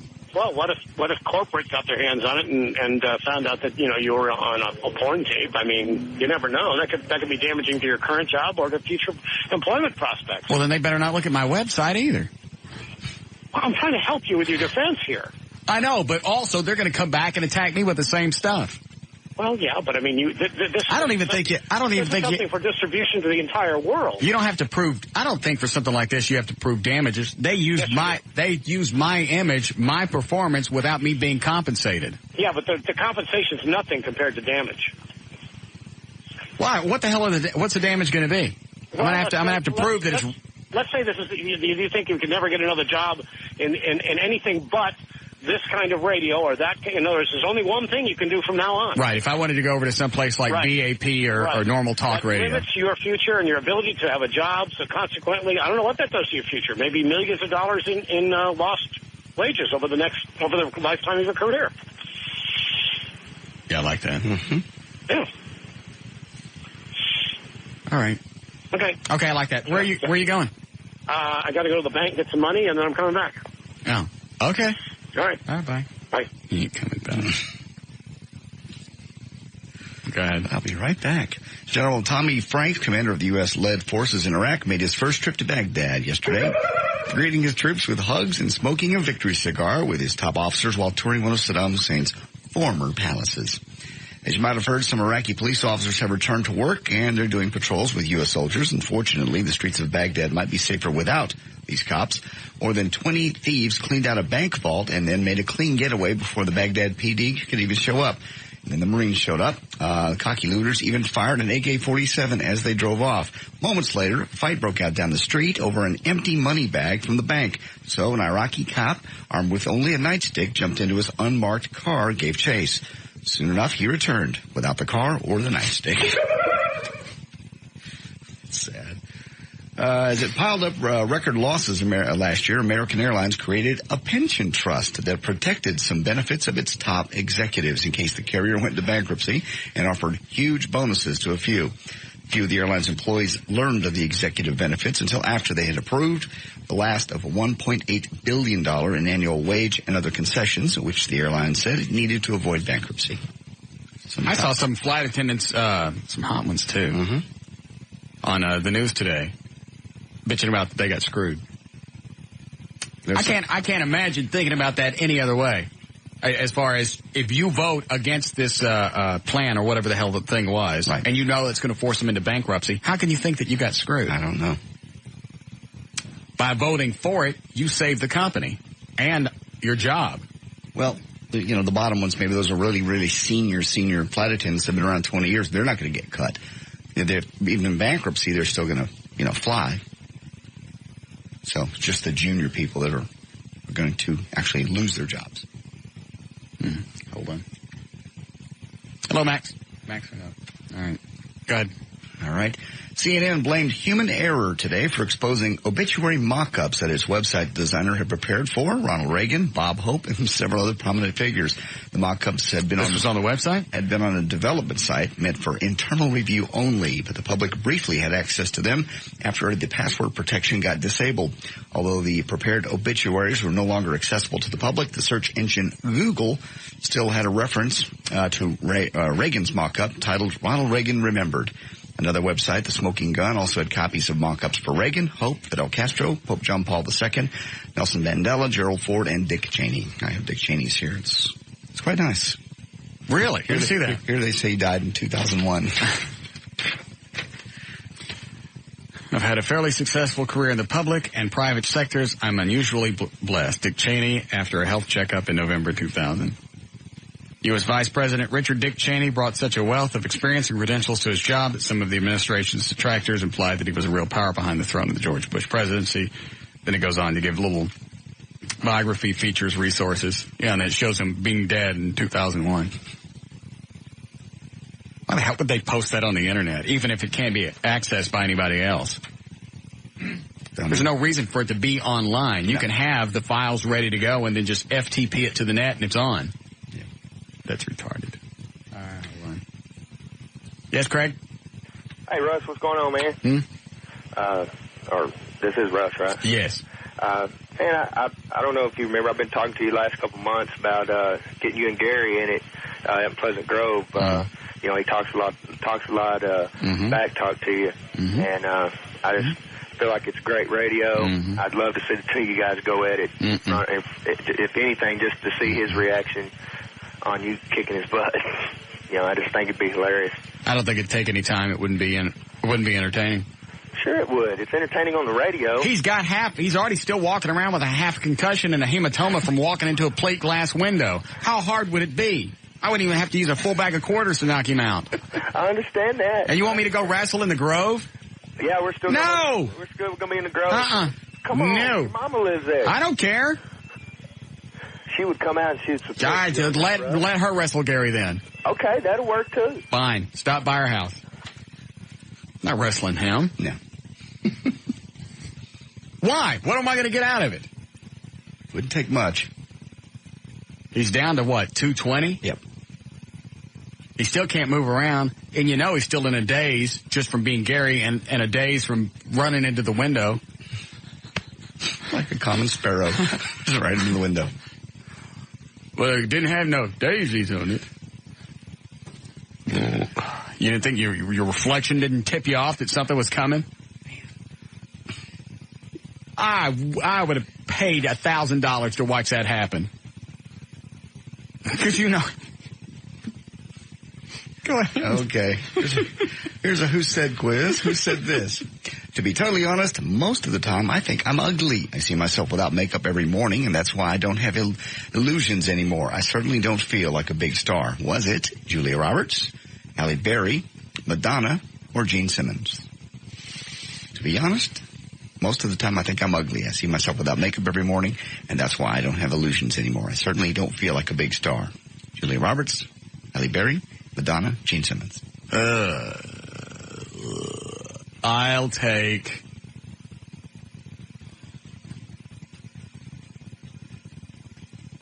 I met Gene Simmons. He still thinks he's a big deal. I'll go with Madonna. Alex. Okay. Wrong. Halle Berry. Really? Yep. In her German magazine interview, she said she sees herself as ugly. Okay, fine. Good. Okay. And finally, the new issue of Maxim has a woman's perspective on how guys can enhance their lovemaking skills by taking a few pointers from porn, of all things. Good. This is Maxim magazine. Porn, pointer number 1. Go. Let him slap you in the forehead with it. No. I like that. No. Don't you like that? Slap him in the forehead with it? No, me doing it. No, I don't like it. Quit it. Go on location. One of the reasons that adult movies are exciting is because the participants rarely take care of business in the bedroom. It's always somewhere random, like a doctor's office, boardroom, classroom, garage. You get the idea. That's exciting. For some reason, women get all excited about moving to some place they're not supposed to be. Right. Okay. Yeah. Pointer number 2, shoes stay on. In high-quality porn, as opposed to sometimes poorly produced amateur stuff on the internet, the girls very rarely get completely naked. No, they always leave their high heels on. Yeah. That's it. They should even buy her a special pair of F-me pumps. Good. For that kind of a deal. I like that. Hey, don't say nothing about slap them in the head with the ding-a-dong? Not yet. There's 3 more. Okay, good. Pointer number 3. Open your mouth. Nope. Assume the position, kind of. At some point, it's just about just about any adult flick, they refer to the position where the woman is on top, facing away from the guy. I like that. They do this because obviously. Do you like that? Yeah, I kind of like that. But then I can't see your face. I don't. Quit it. Stop it. How to bring it home. Admittedly, it's sort of awkward asking her to turn around when she's on top, mainly because it is so naughty. So make her feel comfortable about it. Tell her you like watching her butt. Have her turn away from you. Pointer number 4. I like watching yours. Stop it. You don't watch mine. You ever have. Yeah. Always. When you said on top. No. I think you start grinding. Quit it. You're nasty. God. Always keep a close-up in mind. There's a lot of adult films, but you notice that the guy keeps his head to one side normally with the girl. How to bring this home? Instead of burying your head in the middle of it, do like the stars do. Keep your head back and just use your tongue for tickling. Got it. And finally, open your mouth. No, get an audience. That's finally. Number 5. Porn action very often involves more than 2 people. A couple start making out in a car, and the happy jogger comes by, or the mailman comes in. Or the pizza guy. Pizza guy's always a classic. How to bring this home? You can add an element of the third party without actually having someone else in the room. Just make her think you might get caught. Leave the blinds open, out in the living room. You do that? I've done that, yeah. You guys do it. You do the role-playing with Joy? Yeah. But you've done it with other chicks, too? Yeah. Yeah. Go for a little manual. What some of the stuff do you enjoy doing? Manual action in the car. Take care of business in where you work. Yeah, that's great. What do you guys do? I do. Do you dress up? Yeah. The doctor thing, the cop thing. Really? Yeah, what's wrong with that? Nothing wild. Like how does the cop thing work? What do you guys do? Does she get in the car and you pull her over? No, we don't do that. And you stick your ding-a-dong in the window? No. How does it work? That'd be a fun one, though. Well, what do you do? I don't want to go through all this. Yes. You put on a full-blown cop outfit. Yeah. What does she wear? Come to the door. She can be wearing whatever. And okay, and you knock on the door. Come in. And the door opens up. And you say what? You interrogate somebody. What do you ask her? It depends on which way it's going to go. How far do you guys take this? It's just fun to play. I hear you've called the police. Okay, so you shows the door. There's a disturbance. Okay, and then what? They pull out your ding-a-dong? No. Well, what happens? I can't describe it. It's acting. You just play. And she says something and I react like you normally would do in life. And then how do you get your pants down? She just does that. She loosen that belt, that type of thing. You guys are freaks. We're not freaks. Just fun. Just silliness. And, of course, the doctor's easy because, that's the examination that goes a little too far. I'm fascinated by the cop thing, though. You ever swing her around by the feet? No. You don't play garland cops? No, I don't play garland cops. No. I have done the handcuff thing, but... Have you? You beat her with the handcuffs on? Nope, never beat her. What else do you do? Hit her with a gun? No. You don't pistol whip her? I've never pistol whipped her. I don't keep guns out. We don't play with guns. Do you hit her with the stun gun? No. It'd be funny. I don't hurt her at all. So you could be getting her from behind? Yeah. Hit her on the ass with a stun gun? Right. She'd pinch it up really tight. Yes, you would. Yes, you would. But that'd be the last time we'd do that. But it'd be good. Yes. She has family that listens. I don't feel comfortable with this.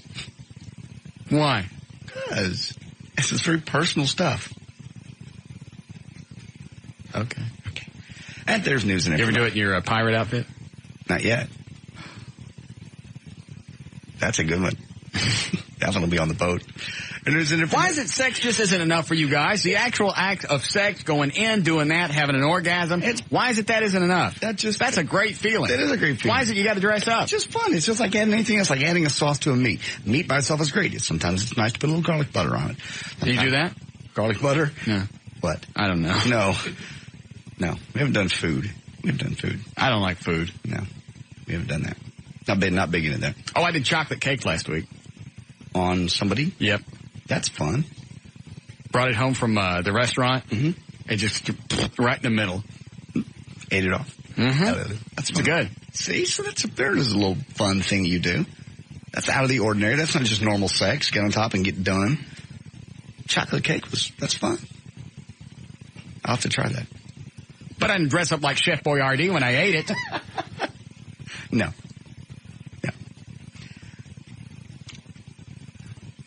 Fine. Were you done? Yep. News and information. I'm J.D. Ryan on Live 105.3, The Talk that rocks Texas.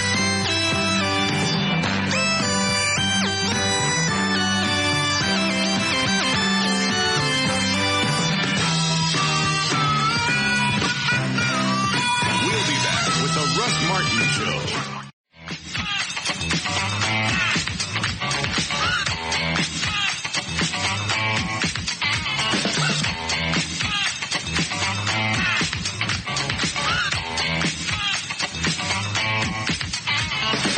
All right, 5:05. Do a check on traffic.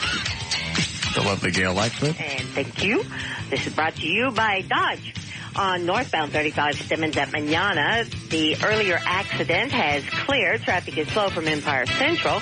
Southbound 35 is still crawling along due to the earlier construction in the Mixmaster. It was back up to Empire Central, too.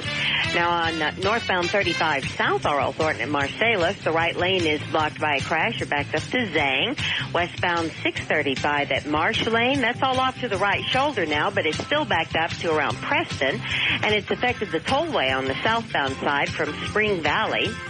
In Southlake, you've got that work on eastbound 114 at Dove where they force you off of the freeway, and then you can get back onto the freeway at Kimball Road.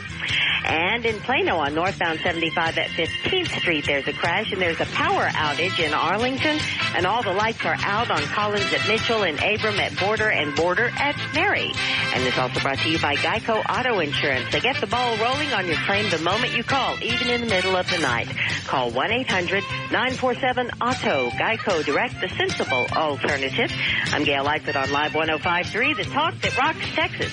Thank you, Gail. Going to be 61 for the low tonight. Morning clouds and then sunshine by tomorrow. Should be 83 for the high.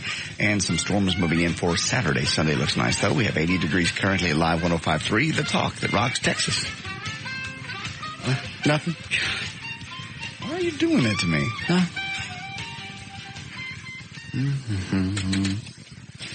All right. I just saw something up on CNN that one of the TVs up here, they didn't, jury didn't find Tommy Lee guilty of negligence. Okay. Because they were, I have that story. Excuse me a second.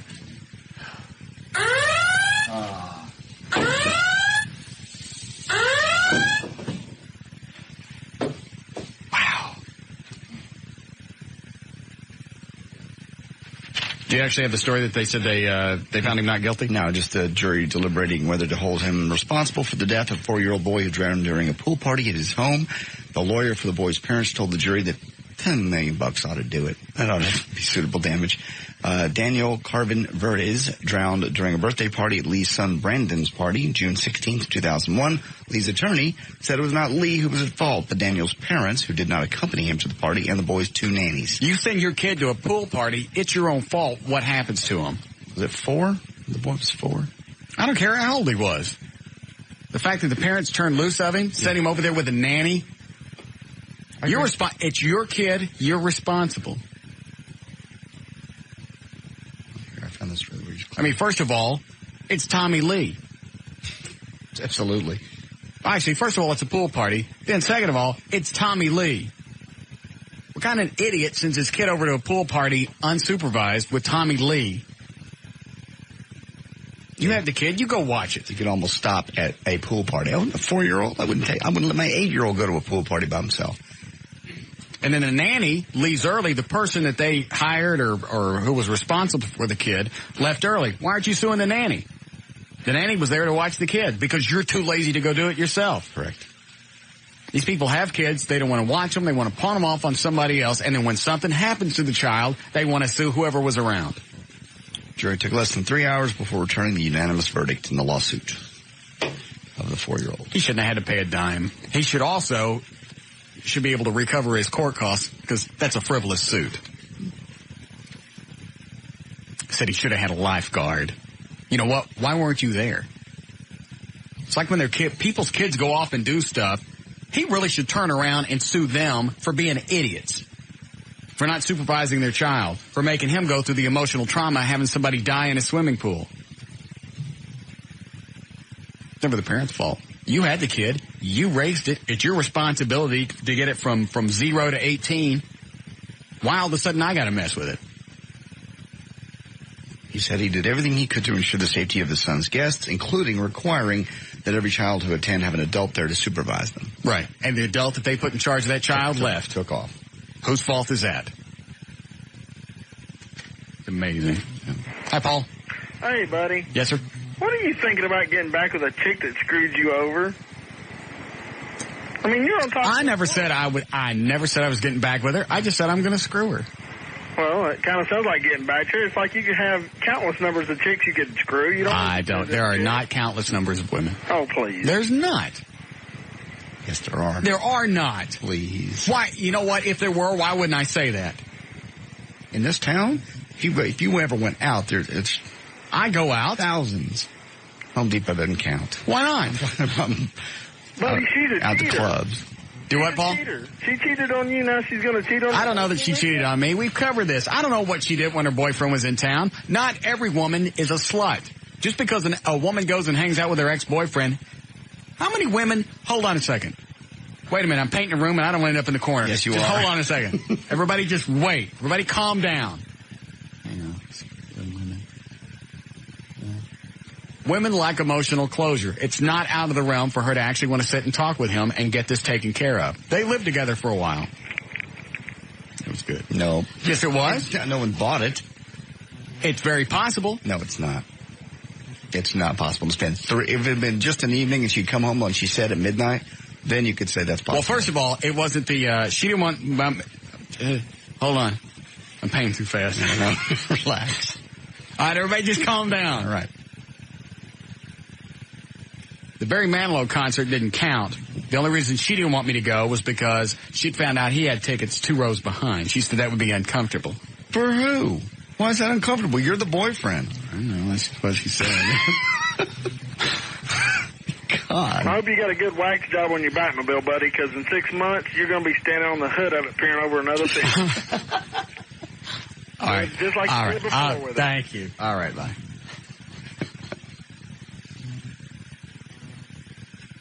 3 days. She's going to do you when she comes here just like she did him back then. Okay, fine. Just because I'm going to bang her again doesn't mean... First of all, I don't even know when she's coming down. I thought you guys had already bought tickets. No, she said she's checking into it. Okay. And you're buying half of it. Perhaps. Okay. You swore an Abby you were. Okay, then that's what I'm doing. All right. That's okay. If you just bang her and get her out of town, that's great. Send her back to her lucky, lucky husband. That's all that's going to go on. Okay. There's no emotional attachment. Well, clearly there is. You still have feelings for her. You've already said that. I'm saying you're in love with her, but you have feelings. Plus, I'm dating somebody right now, so there's no way I could get involved. What does that mean? I don't know. No. All right. Well, you recognize it doesn't mean anything. What? I can't be monogamous when I'm dating somebody? You haven't been up till now. You had 2 dates at a New Year's Eve party, for God's sake. And it was a girl you were dating's best friend you were screwing. Kissed them both. Not at midnight. No. The other one in the parking lot. Had to walk through the car. Yeah. And everybody at the party knew that I was dating both chicks except the main girlfriend. Even the other chick I was, obviously the best friend knew because... Yes. We all just stood around going, when is this going to explode? Not if. This is going to explode. She's going to find out. She never did. Till later. No, I talk about it like... I know. So when I bring it up, I brought it up when I was on the air over the Eagle. So it's like 98. So it was 11 years later. I talk about it just briefly on the air over there. I get home, the original chick, all over my caller ID. Screaming messages? No messages, just all over the caller ID. All the different times she had called. Changed my number. I bet. She was a nut. I'm still scared of it. I won't talk to her. You have never spoken to her since? I've sent emails back and forth when her daddy died. Oh. Because I stayed in contact with her parents. But I don't talk to her. She still scares me. She used to chase me in her car. I know. I'm quite aware. She used to stay out in front of my apartment checking to see where I was. Beating on the door. Does that sound like Sounds like you later with the other one. But she was trying to get in and get me. You got in and... I know, but she still scared me. Yeah. And it's funny because I go running down the stairs of the apartment complex, and I can hear her behind me, coming down the stairs too. It's like being in a monster movie because you're trying to get your keys and you're trying to get the right key in your hand so you get in and you turn around and you look and here comes a monster. Get the door open. Don't focus on the monster. Focus on the car. Get in the car. Yeah, and here she comes, screaming, arms wailing. She'd have whipped your ass. Scared me. Yes. I wasn't even dating her. She scared me.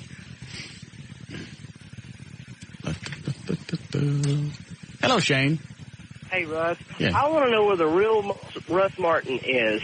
This does not sound like the real Russ at all. Why in the world are you going to let a woman come back in your life after she's done this to you? First of all, Shane, if you followed any part of the show, you'd know from time to time different characters need to go beyond the realm that you're used to. This is called character development. It's just nothing more than expanding my role on the show and different things that I do to keep you off kilter. Buddy, you're scaring me. I know it. That was good now. Nice. Sometimes you have to do something that's unexpected just to keep people off. Mm-hmm. Throw them off. That's all this is. This is nothing more than character development. Good. Okay. Thank you. Stop chomping your teeth. I didn't know I was doing it. I was coughing. I just coughed. I want you to go to the doctor about that. What am I going to tell him? You're a teeth chomper. They're perfectly aligned. Why do you chomp them? They just, when I close them, they're right together. I don't hear Eddie do it. He's not on mic all the time. I don't hear Dan do it. He's not on mic all the time. I don't do it. Do I do it? I don't do it. Maybe you have more of an overbite than I do. What does that mean? Means people's teeth are aligned differently. You call me bucktooth? No. Is that what you just said? Bless. People's teeth are aligned differently. Mine just touch. You anything. Yes, Kenneth. Oh, I'm sorry. I just want to tell you, whenever I had closure with my ex-girlfriend, I'm paying child support because of that closure now. So when she talked about she had closure with we don't know that. Yeah. No, we don't. No. All suppositions. Yeah. Nah, suppositions and smoking weenies. This is there's no proof here. Thank you. You will admit that she had sex with her boyfriend. I don't know that. Well, just looking at the facts, the fact that she stayed out all night when she said she'd come home early and call you. Stayed out all night, didn't call you till the next morning. Then went out with him to a concert. Okay. Then drove him to the airport. Stayed out with him all weekend. Spent no time with you except to tell you that she was going to hang out with him. I understand. Would you like me to call her right now and ask her? Because I haven't asked her these questions. Don't you feel better about doing it in person? I'll ask her now. Okay. If I don't get the answer that I feel like is the truth, I'll tell her not to come down here. Okay. She'll lie to you, but okay.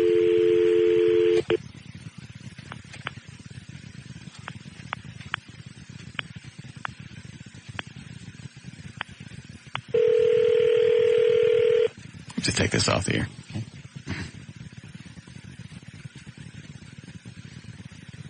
What are you doing? Will you come on the air? Oh, just come on for a second. Oh, can I ask you something? All right. I need you to swear to God. Are you listening? When Mark came into town and you spent those 3 nights together, did you sleep with him? Now, swear.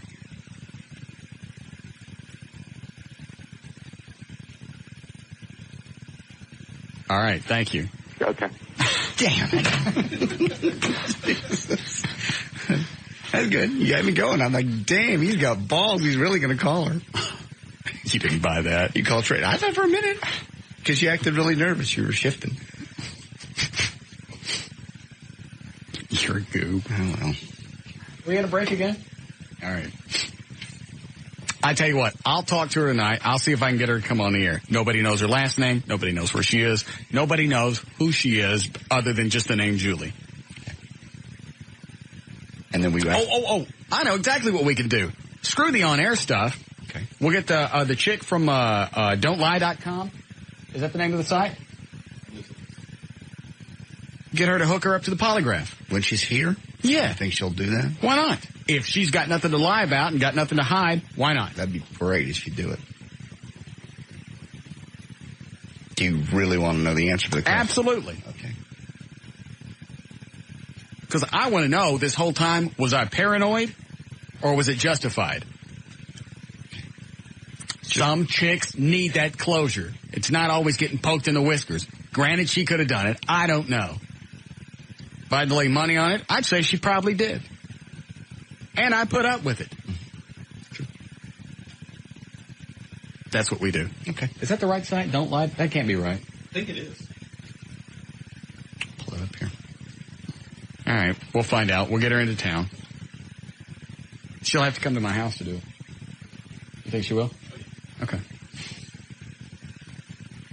And this chick that does a polygraph for us, very thorough. Extremely. So, do we buy her, her findings? Yes. Okay. Yes. After that, yes, it is. Don't lie with no apostrophe. Just don'tlie.com. Mm-hmm. Got it. All right. We'll be back. We'll be back with the Russ Martin Show. I think every time that some parents sue somebody for what happened, whoever's getting sued, like Tommy Lee, you flip-flop it, you go back and sue the parents for raising an idiot. Well, in this case, it was a 4-year-old, so didn't raise an idiot yet. Well, I know you're talking in general. Right. Yeah. Like if somebody goes out and does something stupid because they saw it on MTV or whatever, you flip-flop it and MTV goes back and sues the parents. That would slow that crap down. It wouldn't stop it. No. But if they thought there were going to be some ramifications to throwing out these lawsuits, well, I'm going to go sue. What I got to lose? Yeah, exactly. What do you have to lose? You get some lawyer that'll take anything. Oh, we're going to go sue MTV over Beavis and Butthead? Let's go get them. Maybe they'll settle out of court because they don't want the publicity. Like McDonald's suing that, getting sued by that fat guy because they won't hire him because he's 420 pounds. Nobody wants a big fat guy. You don't hire somebody that's going to die. Plus, if he has health problems already, who knows how long he's going to live? Train him and the fat bastard dies. I'm disabled. I'm a disabled American and under the whatever Disabled American Act? Yeah. You're a fat ass. Somebody with no legs is disabled. You get cancer or some kind of birth defect, that's disabled. If your head tilts back and you shove food in it, that's not disabled. That's a weak constitution. Mm-hmm. Hi, Jackie.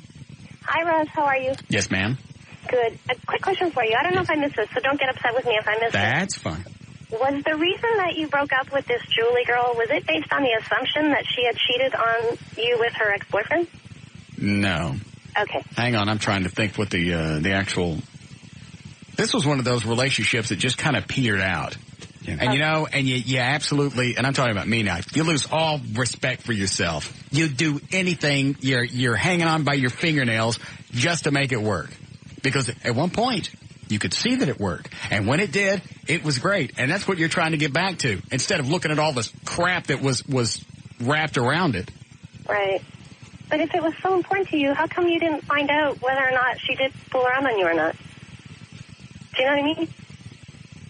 I'm sure at the time I asked, did anything go on? In fact, that Sunday, after she took him to the airport, I forgot all about that too. Mm-hmm. We talked all day long about all this crap. Okay. And I'm sure I asked at one point or another, did you sleep with him? And she said no. I'm sure she did. Okay. All right. That's all I want to know.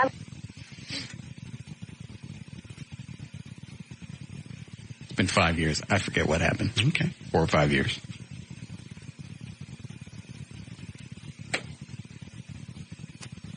You do. You lose your mind. You're doing stuff that if somebody else was doing it, you'd point at them and go, good God, man. Have a little respect. Pull your head out. Get rid of this chick. It's not going to get any better. Funny, we were both going through crappy relationships at the same time. You would call and I would say, there's more chicks out there. You almost killed me. Like, shut up. I don't want to hear that. Of course, I was doing the same thing. And I don't, to this day, I can't figure out what the hell I was doing. I mean, if you really think something's going on and you're standing on the backside of your car or truck, I can't remember what I was driving at the time, looking over the fence to see if you could see her screwing him. If you're that concerned, get out of the relationship. Because at that point, you're borderline out of control anyway. It's easy to say. It's hard to cut that string.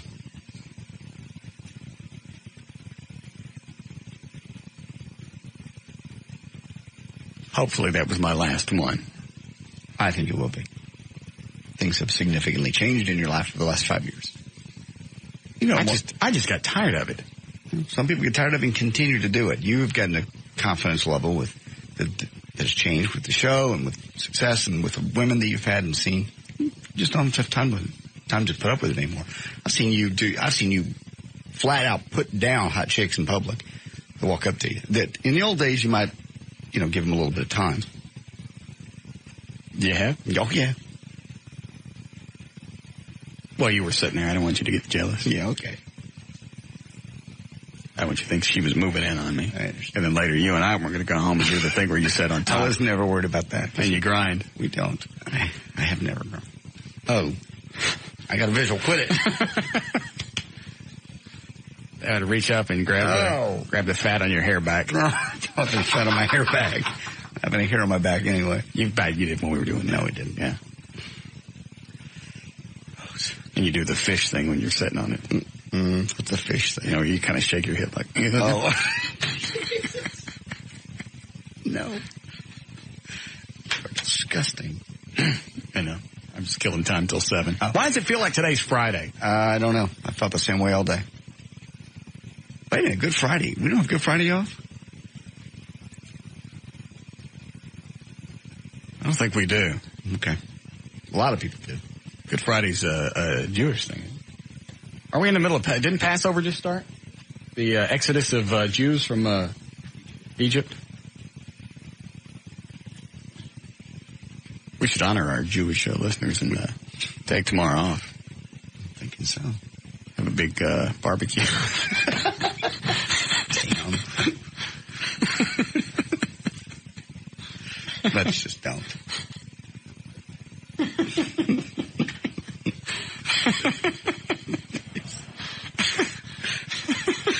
Who's bringing food tomorrow? Let me guess. A smokehouse place. Probably. Yeah. Hi, Lisa. Hey, Russ. How are you? Fine. I have a question for you. Yes, ma'am. Why would men lie about looking at porn? I don't know. Who's lying to you? My boyfriend. How'd you catch him? I saw it on his computer. What'd he say? I just asked him, I don't care. He knows I don't care. I've told him that I don't care before. I want to look at it with him. Okay. What'd he say? But he just said that he hadn't looked at it, that he doesn't look at it. How did you find it on his computer? I was looking for some MP3s. Okay. And some videos and pictures and stuff were hidden in an MP3 file. Oh, so he saves that stuff? Yes. Oh, no. I don't save anything on my computer. I don't know. I have some pictures, my pictures in my computer at home. Well, I mean, stuff like that. But porn that you get off the internet? Yeah. Uh-huh. No. I look at it. I just don't save it. Every day before I leave the house. In fact, many times throughout the day, I'll go in and clear out all the temp files and the history and everything. I don't want anybody finding out. If I get in a car wreck, they have no business knowing what I'm looking at. None. I don't ever. Care. For any reason. If it's just chicks naked, what does it matter? I don't care. But Unless it's not just chicks naked. You don't know what my fetishes are? I don't. Okay. I don't know why he's lying, especially if you caught him. Well, and I don't care. I understand. So, okay, thanks. Okay. You don't clear out your computer every day? I clear out not every day. No. I do. I have a history. I mean, if I'm dead, I'm dead. I mean, what's the difference? I know. It's nobody's business what I'm looking at. Reminds me of a real brief funny story. I bet it's not. Okay, well, tell it. Tell it. No. Go ahead. I'm not gonna. Go ahead. Hurry. Family member. Not my family, chick I was dating. Right. Very religious guy. He dies. They're going through his stuff. They got pictures of him dressed up in stockings and dresses and bras and panties he has in a shoebox. Yeah, that's what I'm worried about. Oh, my God. But anything I save is not of myself. It's just other people. I understand that, too. I just want anybody knowing what I'm looking at. Oh. Nobody's business but mine. They can always think the whole porn thing was just radio shtick. No reason for them to look at something and go, I knew it!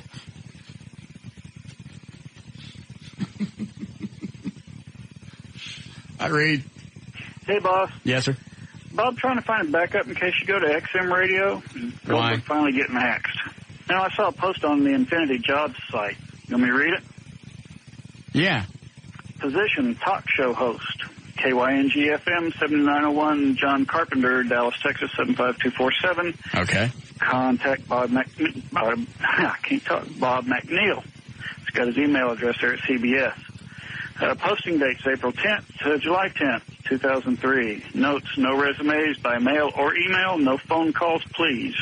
Requirements, minimum 5 years experience in major market talk radio, host a 4-hour talk show, responsible for content of show and organizing and creating a daily talk show.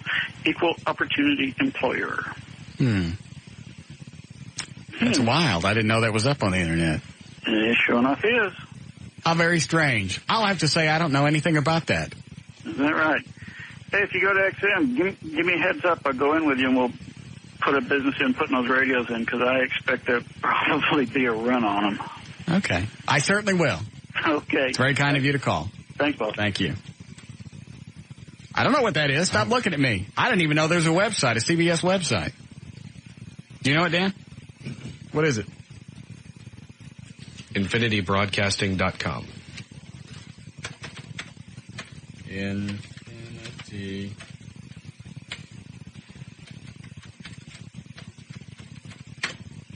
I typed it right. Yes, I did. Infinity Broadcasting is one of the largest radio broadcasting companies in the United States, headquartered in New York City. It owns approximately 180 radio stations. I thought we owned more than that. Where do you find the job stuff? Click on jobs. It's at the top. Hold on. Home, contact, station info, jobs. Oh. Jobs. Dallas. The Oasis is looking for a promotions director. KRLD is looking for a board op. KVIL looking for an intern. Part-time on air. Account execs. KYNG, talk show host. And salespeople. That's a good call. Resumes, no phone call. Yep, there it is. Wow, I didn't know about that. I'm as shocked as anyone else. Minimum 5 years experience. You sure Bob put that out? Yeah, he doesn't really seem to care about that. I'm just saying. Well, that would probably be for that wouldn't be a weekend thing. That would probably be a full-time. Monday through Friday thing, a full-time air shift. Okay. I can't imagine who, I'm agog. I have nothing to add to this.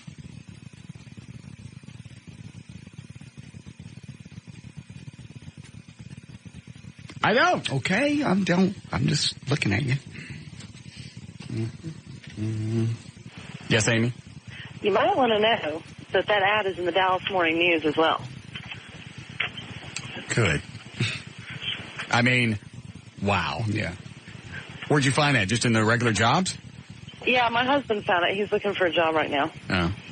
We thought it might be for the show after yours. I can't say. I don't know.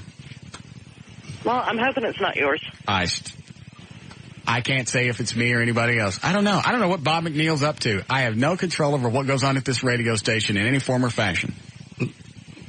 Okay. Thank you. Okay. What? I don't. You ready for news? If you like. Good. Oh, actually, I'm not ready. Can we do news here? How long before you're ready? About 20 seconds. We'll wait. Mm-hmm. Sorry. It's okay.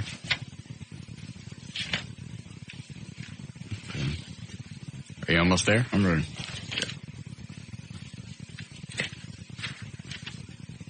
Set? Ready to go. All right. We'll be back.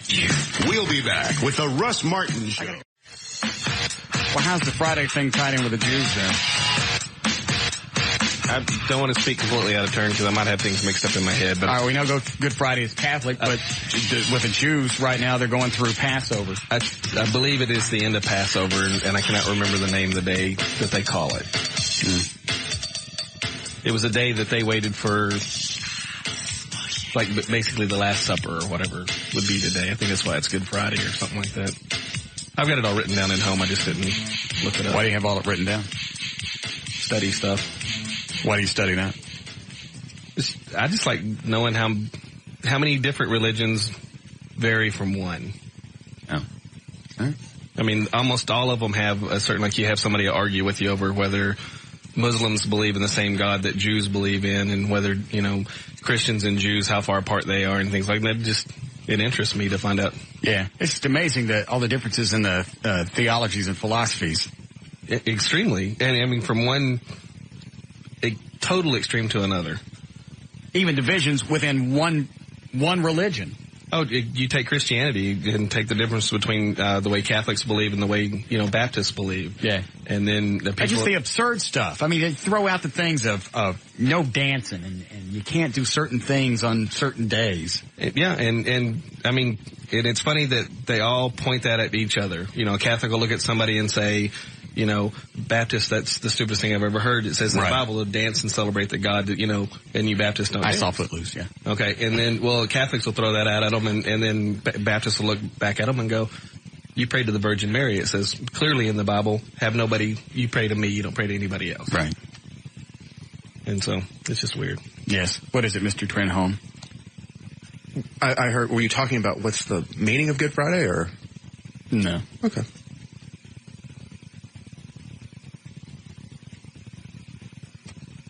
Just curious. So you came in here for that? What a coincidence. You're going to be leaving for the same reason. Thank you. Good to see you again. Another lovely plaid shirt. Glad you like it. Good. Is that from the Double Knot collection? You're wearing a baby puke green shirt. Mm-hmm. And? Well, why are you always giving me a hard time about my shirts? I mean, it's an odd color. Of course it is. To you. It's an odd color.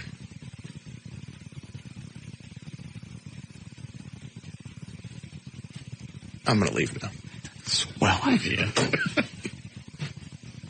He stays off the radar until he comes into the studio. I don't even think about it. I know. All right, here's the new rule. I'm going to wait for him to get in the office. Okay. Just so everybody hears this. I don't want you in here unless I call for you. If I want you, I will call for you. TFN, stay in your office or roam the station, but don't come in here unless I have beckoned you.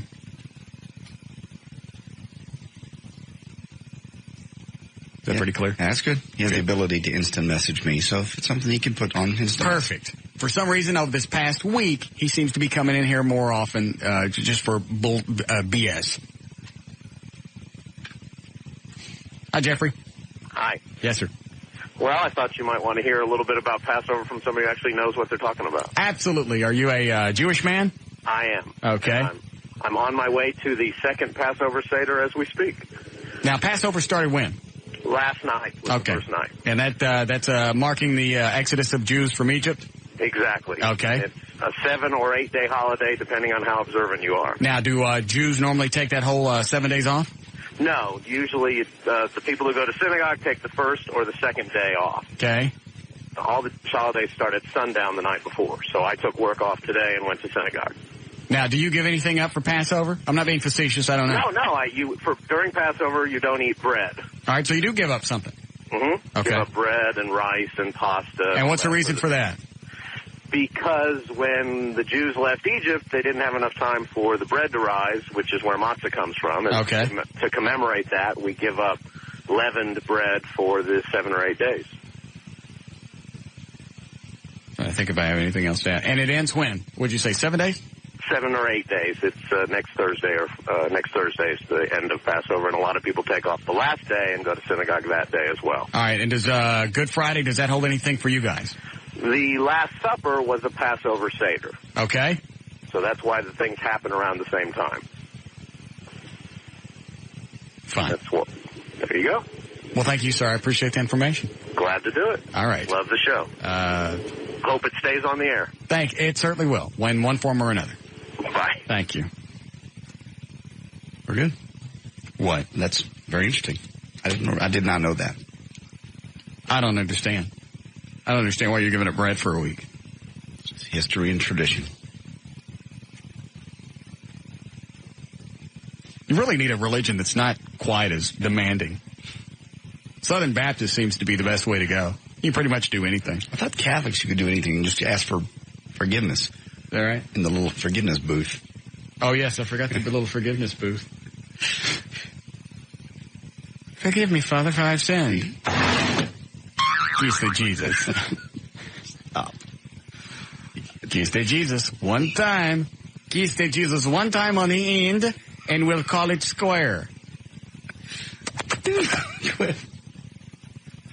Is it right? Can you pretty much get out of everything being Catholic by saying some Hail Marys and crap? As I understand it, you can. That's it says in the Bible, confess with your heart. They just do it to a man. Yeah, because I grew up in a predominantly Catholic neighborhood over in North Dallas. Yeah, of course you did. I did, right down the street from St. Rita. Yeah? St. Joseph. Was she pretty? It's a school, St. Rita. Whatever. And it just seemed to me like, they could do anything. And they just went and did, because I would come over and they go, I can't talk to you right now. We're going to go do my Hail Marys. I'm like, what is that? Well, I did this and I didn't take... Does this Hail Mary stuff, Eddie, cover breaking commandments? Absolutely. Really? Yeah. All except for, is it mortal sin? What's the bad one? So you can't get out of murder? No, you can murder, too. Just with some Hail Marys? I believe. Well, I think they also have some kind of restitution for that. Like green stamps? Yeah. There's certain things that are worse. Lying's bad, stealing's terrible, murder's awful.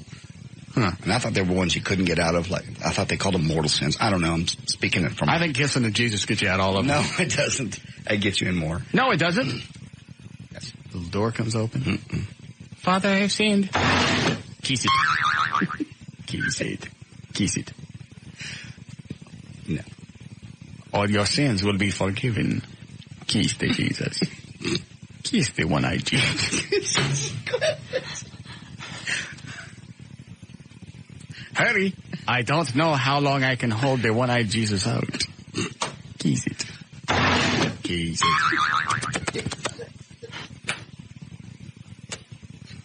Look, I have colored it for Easter. Hold the eggs.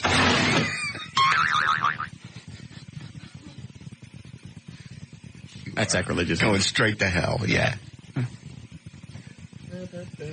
Did we do news? Did we finish news? No, we didn't. No, we never started, did we? Yeah, we should do that. Yeah, they have purgatory besides hell. From what I understand, they got worse than hell? No, it's better than hell. It's a step. You go down to purgatory. From what I understand, was that like a holding room? It's kind of a holding room. It's time out before you get to go up to heaven. I think, again, this is from my childhood, and this is what my neighbor friends told me. They could have been lying. But they have purgatory, and then they have hell. Well, wait a minute. If you go to purgatory, are you going to hell, or is it like purgatory and they decide where you're going? That's right. I always thought purgatory was bad. Purgatory's bad, but it's not hell. From what I remember. So they got stages of hell? Yes. Well, that's kind of cool. Yeah. I'm starting to dig this. Somebody will call me and tell me I'm wrong, I'm sure, but that's what I remember. You ever hear that, Eddie? I've heard of the seven levels of hell? Oh. Well, that's not bad. So, like, if you're an adulterer, you go to a certain level of hell, but if you're a murderer, you probably go down to the bottom. Right. And, of course, the way out of all of that is kiss it. Go ahead, Chris. Hey, Russell. Actually, purgatory is like a hotel lobby. You just kind of wait there until it all happens. But anyway, the reason I was calling is I think Trey actually has a psychosis that needs to be addressed, and you probably should get him some help.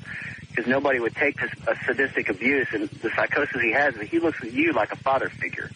That's why he stands there and looks for your support, approval, and just kind of like little puppy dog eyes is what I'm envisioning him doing, just sitting there waiting for your approval. You think that's what it is? Mm-hmm. Like a puppy? Oh, does he live with his mother still? Yeah. Where's his father? I've never figured that out. His father's around, but he's really close to his dad. He's close to his dad? Yeah. Now, you're probably supplementing some type of father figure responsibility role where he looks up to you. Through all the methods of discipline? Possibly. Yeah. Never thought of that. You definitely beat it into him. Why else would all I know is every time I leave the studio during a break, whether it's just a walk around the building and just kind of air out for a second or go take a whiz or whatever, he's always behind me. I don't care where I'm going. It's like I said yesterday, he's imprinting me. It's like a little duck following all over the place. I'm going to get him a trash can lid full of water so he can sit in it. Mm-hmm. I have a 2-year-old son that does the same thing. He looks up to me and just basically follows me around. No matter how harsh you treat him, he's right there. Maybe that's what. Oh, and you'll love that. Thanks, Chris. Guess who wants a contract now? Guess who wants a talent contract? Guess who wants one as long as yours? Trey. Yes. Really? I'll tell you exactly how it happened today. I sent you... Close your mouth, O'Malley. But if you're going to keep it open that long... PCT. I sent an email out, for our checks to be drafted. Correct. The ones that they shorted us on. Mm-hmm. I sent an email, and I thought I sent it to you. Fax Mary Brown a copy of your contract so they draft a check and we get this handled. All right. I accidentally sent it to him. So all he sees is this, that's a copy of your contract to Mary Brown to be paid. Mm-hmm. He said to Becky, he goes, well, I didn't know anything about these. He's all excited. I got a contract. Mm-hmm. What do I do? I went, my bad. That was for JD. You don't have a contract. So he sends one back. Well, I'm trying to think. Thanks for the letdown, something like that. I went, my pleasure. Glad I could be of help. Enjoy the rest of your day. Email back. Well, why is it I don't have a contract? I've been here 4 or 5 months. I didn't even bother with that one. I'd like to have at least 2 years secured. Oh, yours is another 3 years, though, isn't it? I'm as long as you are. Okay. So we're here through 4 years. Our contract is through April of 2006. Mm-hmm. Got it. Well, he only wants 2, but he wants that. Built-in salary, guaranteed employment for the next 24 months. Bonuses? He didn't mention that, but now that you brought it up, I'm sure that's going to be his next on his wish list.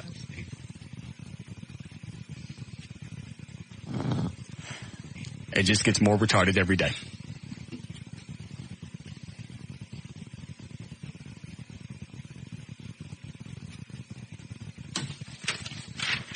Give me a paper right there, Eddie.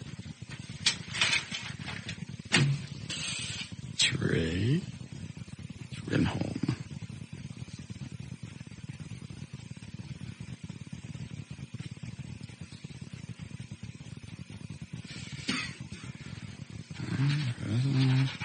Martin, there's his contract. What does it say? Did you have a job, Lomi? Have that notarized. It'll be good for another 24 months. All right, you ready to go? Sure. Do you do a legal ID? All right, 603 at KLLI, Dallas, Fort Worth, Texas. J.D. Ryan's on the new live.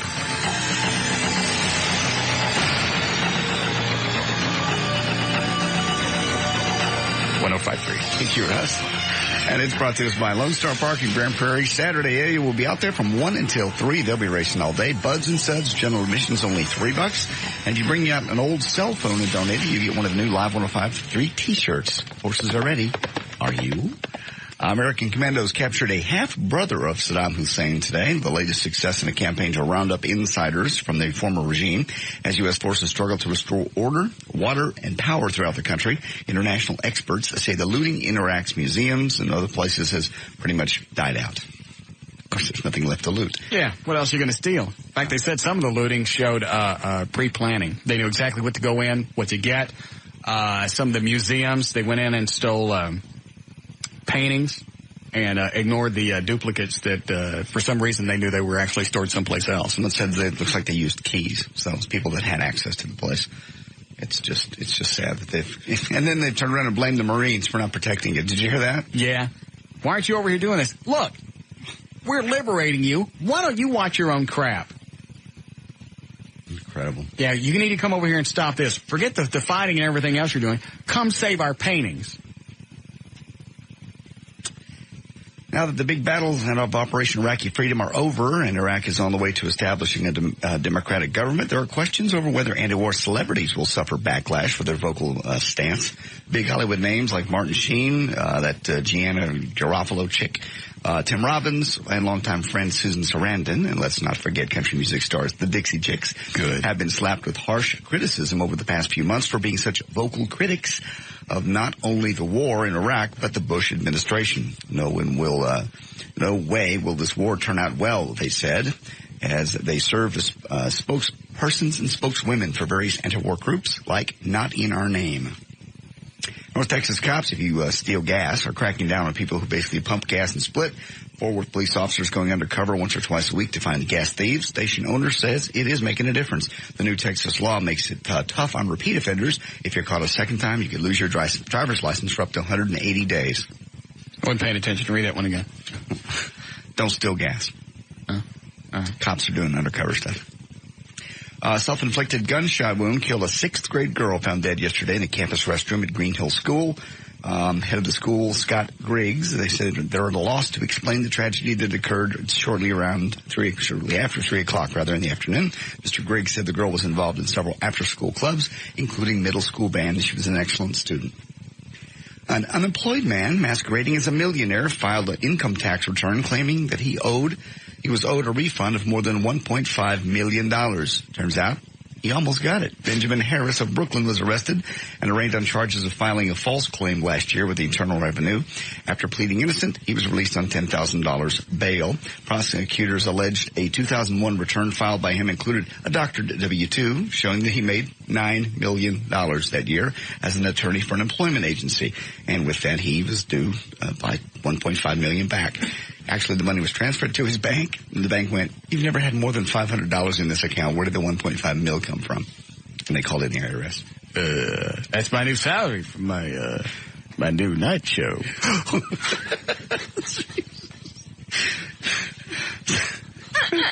Oops. Singer Melissa. Yeah, you did. I didn't say that. Yeah, you did. Oh. Out loud. Singer Melissa Etheridge plans to tie the knot at the end of the year with her companion of 2 years, actress Tammy Lynn Michaels. This is the first wedding for both of us, according to Etheridge. She's 41. She's been dating Michaels for about 2 years. The musicians share custody of a daughter and a son with former partner Julie Cypher. And finally, California Highway Patrol going to recommend felony charges against star Robert Conrad, Wild Wild West fame, Wild Wild Black Sheep, for the March 31st head-on crash on Highway 4 that put the other driver in the hospital with multiple injuries. Conrad was arrested on suspicion of driving under the influence of alcohol. And while police aren't releasing the details of his blood test, they say it's enough to put him in jail. Wonder how they would bump that up to a felony. Maybe in California. Wait a minute, DWI may be a felony. No, I think it. Hang on. Driving under the influence with injury to another person. That would bump it up to a felony? That's a felony charge. Once you hurt somebody else, it becomes a felony. I don't know. I don't know how it plays out. Anyway, there's news and information. I'm J.D. Ryan on Live 105.3, The Talk That Rocks Texas.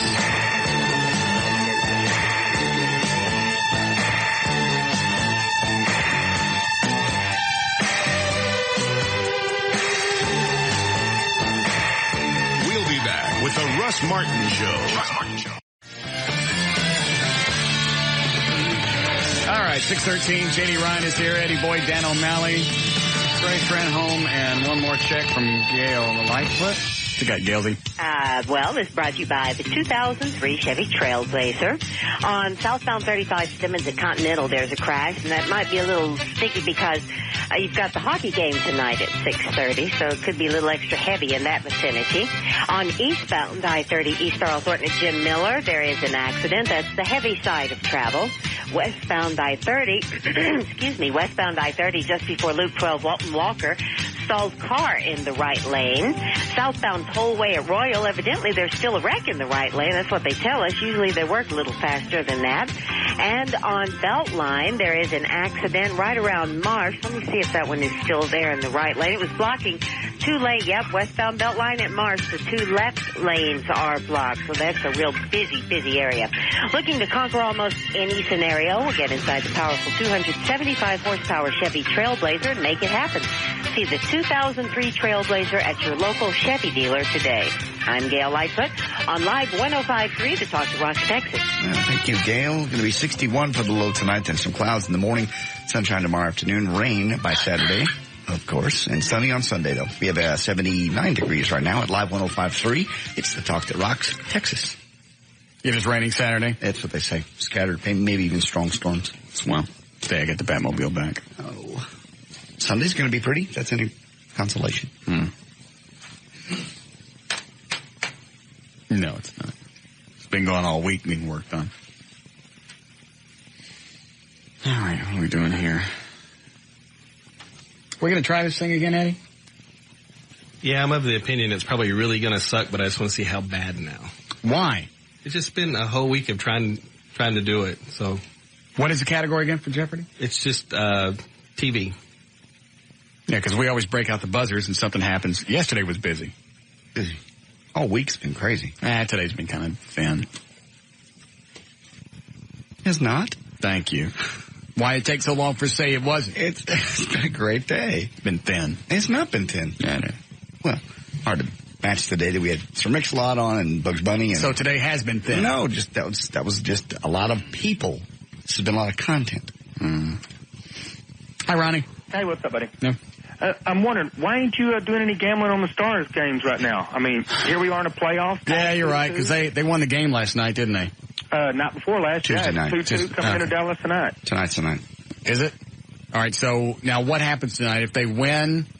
We go up 3-2. All right, and if they lose? Are we out? No, it's best of 7. Best of 7. Okay. Here tonight, Saturday in Edmonton, and then if it goes to Game 7, it's back here. Darian Hatcher beating the hell out of everybody. All right, was Darian back on Tuesday? Yeah. Okay, so that's probably why they beat the snot out of the Oilers. Right. Yeah. And we have home ice tonight. Everybody's supposed to wear their green gear. That's the word they're getting out, so everybody just to see a green. Okay. But see, they're really they're beating the hell out of Darian because they know if he gets into a fight, he's out for 2 games. He can't get a misconduct. So they're picking on him right and left. It's just to watch him not beat the hell out of somebody's impressive. I think I go with the Stars. Yep. Home ice and the advantage of coming off a win on their ice. Yeah. Hang on. Base to Brainiac.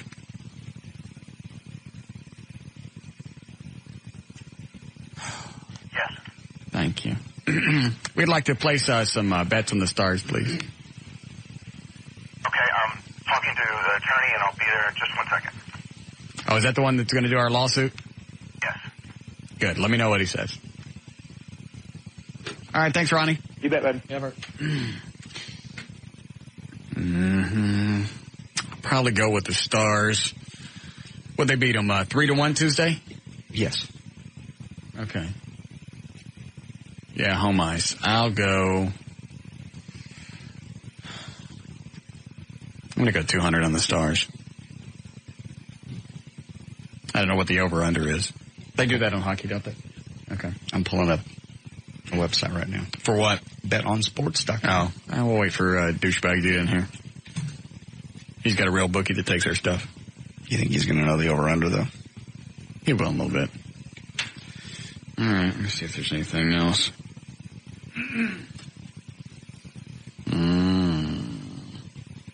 All right. All right, Eddie, let's give this a shot. You got everything lined up? Yeah. Oh. You want to come in and play, Dan? Yes. Come right on in. Trey can screen calls for a while. He needs to learn anyway. Yes. What if Dan's out sick one day? True. Does Trey know how to screen calls? Yeah. Okay. That's good, because you never know when you're going to be out sick. And he would have to be able to do that. Perfect. All right. We all set? Yep. All right. Welcome to Idiot Savant Jeopardy. And now here's the host of Idiot Savant Jeopardy, Russ Martin. All right, we're playing for people on the phone. What are we playing for, John? I knew you weren't ready. I saw you over there dicking around with the email. What are you doing? I get you some numbers for the sports. We've moved on to another thing. Okay. This is a really nice price tag, too. We have a VertBiz.com t-shirt, 12 months bronze level web hosting. A VertBiz.com t-shirt? As well. How did we get those? How we get them? From Chris at VertBiz. Wow. Well, plus you get 12 months web hosting from VertBiz.com. With the t-shirt? Yes. Okay. And, get this, an Easter Vermont teddy bear from Vermont Teddy Bear Company. They don't come with no t-shirt? Delivered. No t-shirt on the teddy bear. Oh. All right. The category is what, Eddie? It is just television shows. Okay. It'll be audio clues as well as verbal questions. Okay. What are we starting with? I'll read a few questions first and see how they go. All right, go ahead. After becoming famous playing George on Seinfeld, Jason Alexander loaned his voice to this animated quack. What is Duckman? Correct. Name the planet Alf came from. What is Melmac? Correct. I think you had that tester buzzer. Okay. I didn't even see Dan hit his. I'm quick. All right, go ahead. On different strokes, Arnold had a pet goldfish named after this freeing individual. Russ. What is Willie? Incorrect.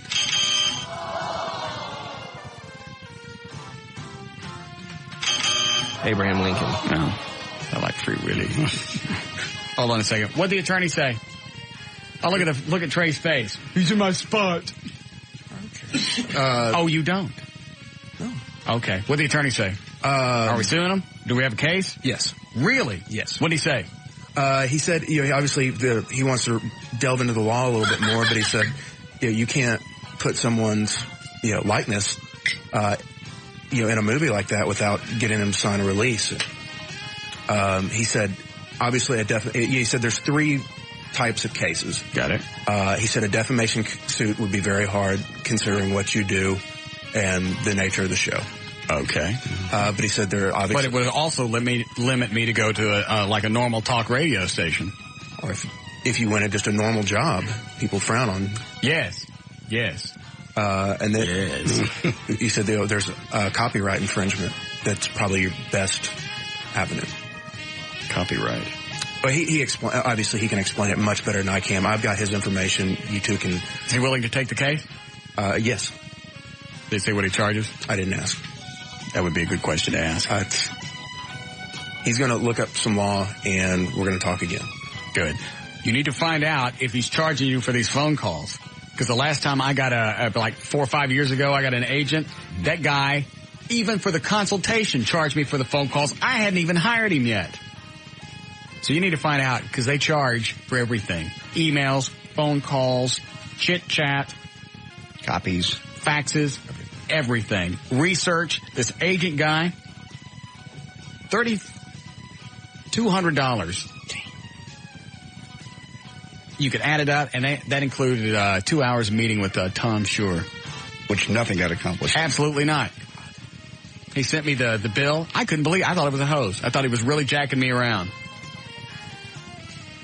Charged me for faxes, emails. He did research on who owns Eagle? Clear Channel. Mm-hmm. Did research on that. Charged me for surfing the internet. If they can spend time thinking about it in any way, shape, or form, they bill you for it. Well, then check with him and see. I'll make sure. Thank you. All right. Get out of the way. We're playing.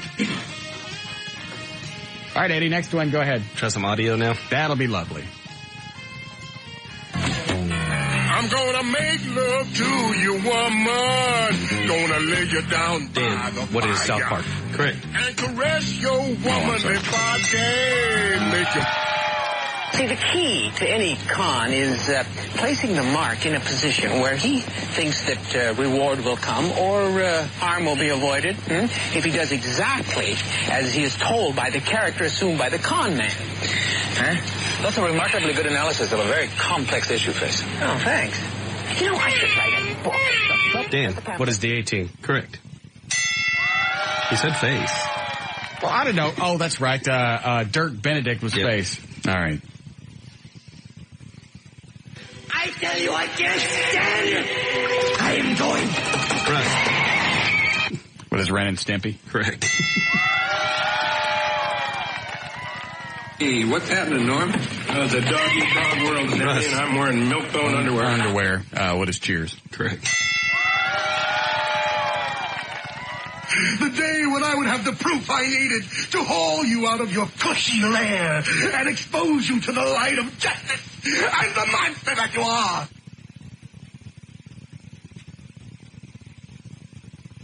We don't know. Seinfeld. Oh, I know. There's a big fat guy. Yeah. I never watched Seinfeld that much. This is Silver Sour Award-winning newsman Les Nessman. JD. More music. What is WKRP? Les Nessman. Correct. Russ. What is WKRP in Cincinnati? Oh, correct. Come on. Nope. That's the official name of the whole series. You lose a point. I don't lose a point. Yes, you do. Jeopardy, you lose a point. Go ahead, Eddie. Russ. What is the Addams Family? Correct. Occupants. Dear, do we know Accidental, sorry. It's a low neighborhood full of alcoholic. Well, it's Batman. Correct. Gosh, drinking sure a filthy thing, isn't it? I'd rather be dead than unable to trust my own eyes. Screw that series. Damn. Sorry that slipped out. Robin just said he didn't like drinking. Yeah. The F word slipped. Wow. Yeah. Sorry. Go ahead, Eddie. On this every other Wednesday afternoon discussion club, we are going to have more to discuss on this every other Wednesday Come on, things aren't afternoon going on. than we ever had on any... Broke it. Probably hit it so hard. Well, it wasn't going off earlier. You broke it. I didn't break it. You've been smacking it. Well, it wasn't working right. No, it's not working at all. Thank you.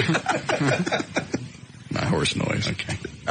What is Green Acres?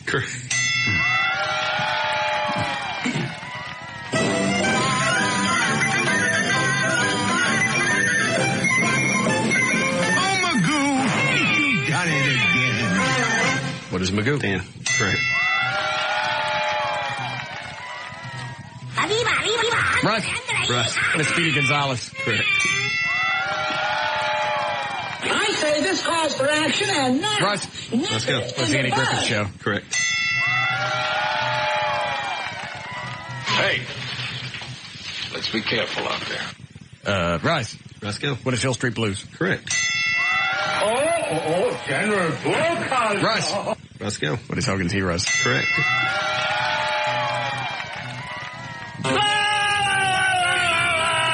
Dan. What is Pee Wee Herman? Correct. Is that right? Gentlemen, I must get you to reconsider. We can be of Russ. immense help. Let's go. What is Star Trek? Correct. In addition to military aid, Russ. Let's go. What is the $6 Million Man? Incorrect. Dan. What is Apollo 13? Correct. The actual audio. Correct. Damn. don't make me angry. Russ. I wouldn't like it when I'm angry. What is the Incredible Hulk? Oh, thank you, Master. Russ. Let's go. What is I Dream of Jeannie? What the hell's wrong with this remote control? Well, Dad, I'm no electrician, but I'd say the trouble is the TV's gone. Russ. Let's go. What is Married with Children? Correct. Surprise! Surprise! Russ. Surprise! Let's go. What is Gomer Pyle, USMC? Correct. Hello, this is Carlton Eudor. Russ. Let's go. What is Rhoda? Correct. And now, folks, it's Suck It To Me time. Russ. Let's go. What is Ronan Martin's Laugh In? Correct. Now cut that out. See? I was right. He's awake. Do that one again. Now cut that out. See? I was right. He's awake.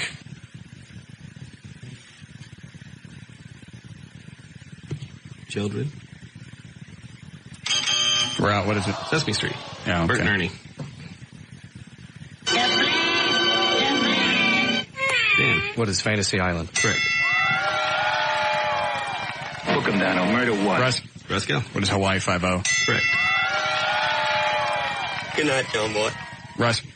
Go. What is the Waltons? Correct. This is the last one. All right.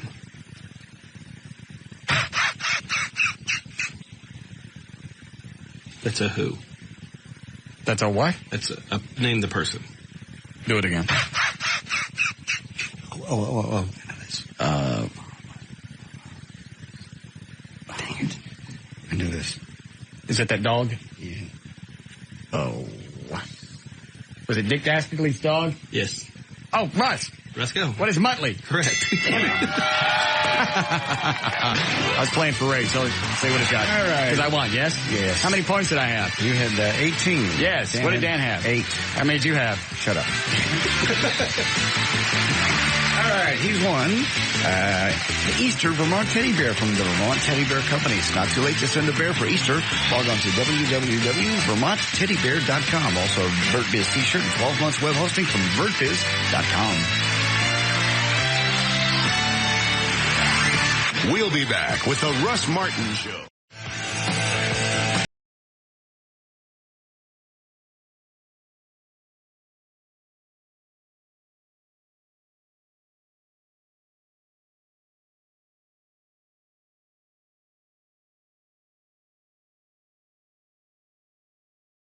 Copy that email from the fat chick that was pissed off? No. Oh. She went through the whole list of things that she had to offer. Obviously, she was mad because something I said about fat chicks earlier this week, or last week, or over the past 20 years. I don't know which. Listed all her qualities, things that she had over really attractive women, stars or whatever, and all I had to keep sending back, she'd send like... Oh, I think you did send me that, too. Yeah. 10 12 sentences, and I just sent back, but you're fat. And then she sent back another 10, 12 sentences explaining all her other attributes and qualities. Okay. But you're still fat. And the more I sent that, the more she got pissed off. And all I'm sending is, but you're fat. I think this went on for like 2 days. Jeez. Did she ever just finally lose it and go off on you? The very last one just said, you know what, you don't know. It was one of those you don't know what you're missing by always going after the small, skinny girls. Yes, I do. They're not fat.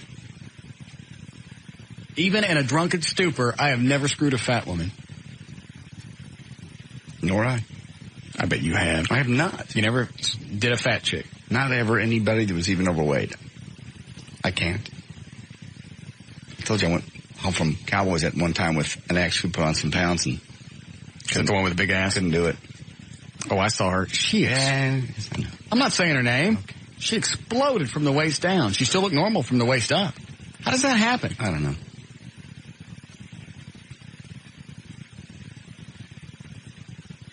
God don't want us to have sex with fat chicks. Apparently not. Because even drunk. That's why your weenie don't work when you're drunk. Never thought of that. It's a little stopgap measure. Mm-hmm. O'Malley and I were having that conversation the other night. Whiskey weenie to the rescue. Yes. I never made the correlation. It's exactly why God does it. So you get too drunk, you don't screw something you shouldn't be. Very good. Hold on. Yes, Mr. Trenholm? If you want to bet, we got to do it right now. Why is that? Game started a minute ago, but my bookie's still going to get it in. Oh, okay. All right. Give me the rundown really quick then. 1.5 it's stars minus 1.5. Okay. Total is 4.5 goals. Stars have to win by 2, either under 4.5 or over 4.5 for total goals. That's a lot of goals. They've been, every game. There was only 4 Tuesday night, wasn't there? Then they beat them like 3-1? Then the game before that was 3-2. Game before that was 6-1. That's where they got their asses stomped. Yeah. Man, I don't want to throw. Not with a 1.5. They got to win by 2. They're coming in with a lot of momentum onto home ice. I know, but still, it's not like they're just playing some schmucks off the street. If I was going to do the over/under, I'd go under. Because what'd you say, 4.5 points? Mm-hmm. And the Stars got to win by 2? Yes. Damn.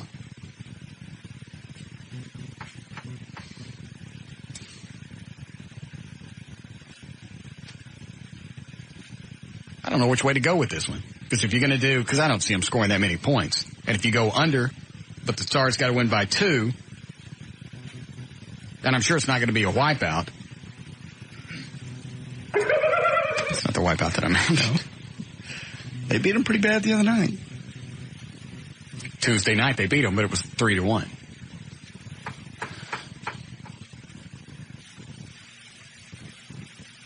All right, do 100 on the Stars and go ahead and give me 100 over. What do you want? I'll do 50 on the Stars under. So you're doing 2 bets? Is it 2? Well, if you're going to bet 50 on the Stars and then you're going to bet under. Okay. Are you doing 2 bets? Yes. Well, how much on the second bet? 50. All right. So you're betting $100 total? Total. Well, how lovely. I write you a check for $3,200 and you start blowing it on gambling? I have money. Well, if you have money, why am I writing you a check for your taxes? This was just for the tax. You don't have to write it. You want it back? You just blew $100. I have. So you do have money? I have cash. I just don't have that much money to put into the IRS right now. But you have it to gamble. Cancel my bets. Don't let me have any fun. Cancel them. Eddie, do you want some of this? What do you want? 10 on the Stars and 5 over. Okay. What are you going to take, Trey? Stars in the over. How much you bet? $100 apiece. Did you check with your mom? Nope. You sure? Yep. Are your taxes paid? Yep. I filed an extension. How much are you going to owe? I don't even know. Don't even want to think about it. Think about it. What is it? For last year, it really won't be much. And make crap. Real estate bad? Yes. So I do this. So when the real estate market picks up, you're going to leave? If I don't have a contract and you don't want me around. Just because you don't have a contract, you know what? I was in radio probably 6 years before I got a contract. I took grief the first 5 years of my radio career. I did stuff that I never wanted to do. You've had it easy. I don't know if I had it easy. Tell him how he's had it easy. Really, to be in a top-rated station, top-rated show in 4 months is just incredible. You know what? It's very absolutely it's correct. Very fortunate. But, you know, I take a lot of abuse. I don't make any difference. My first year in radio, they made me eat boogada dookie. I don't think that happened. Yes, it did. No. What is that? Bookie. With a booger in it? I didn't say booger. I said boogada. Oh. I had to eat it. All of it. Did you ever get set on fire? You know what? I got thrown out of a wrestling ring. I was covered in refried beans for charity. I swim the Trinity River underwater with my eyes open. That didn't happen. Yes, I did. No. I ran into dookies. No, I don't remember that. You have no clue how easy you have it. None.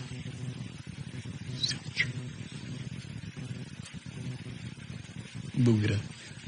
I don't understand this. You gonna go place the bets? You can sit in here and suck the life out of the room. So now everything I buy or touch or do anything for the next 6 months, you've been going, why are you doing that? You do anything that you want. The money is just a loan. I'm lending it to you. You do whatever you need.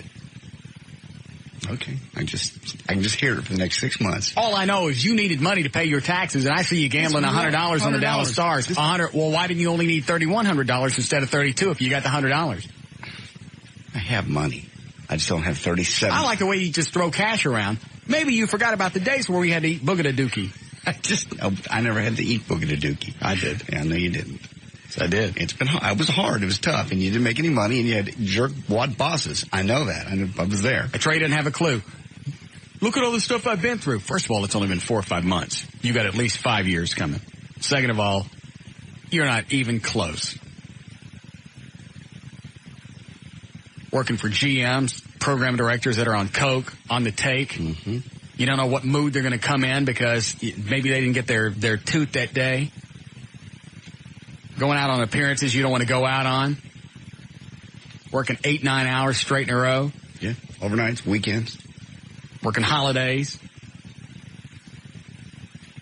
Boogada dookie. Mm-mm.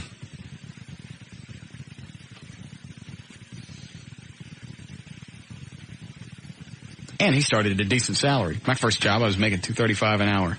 Yep, me too. And I had to drive to Greenville to do it. Hourly wage, no benefits. And trust me, the drive to Greenville from Pleasant Grove, it's not very scenic. Wouldn't imagine.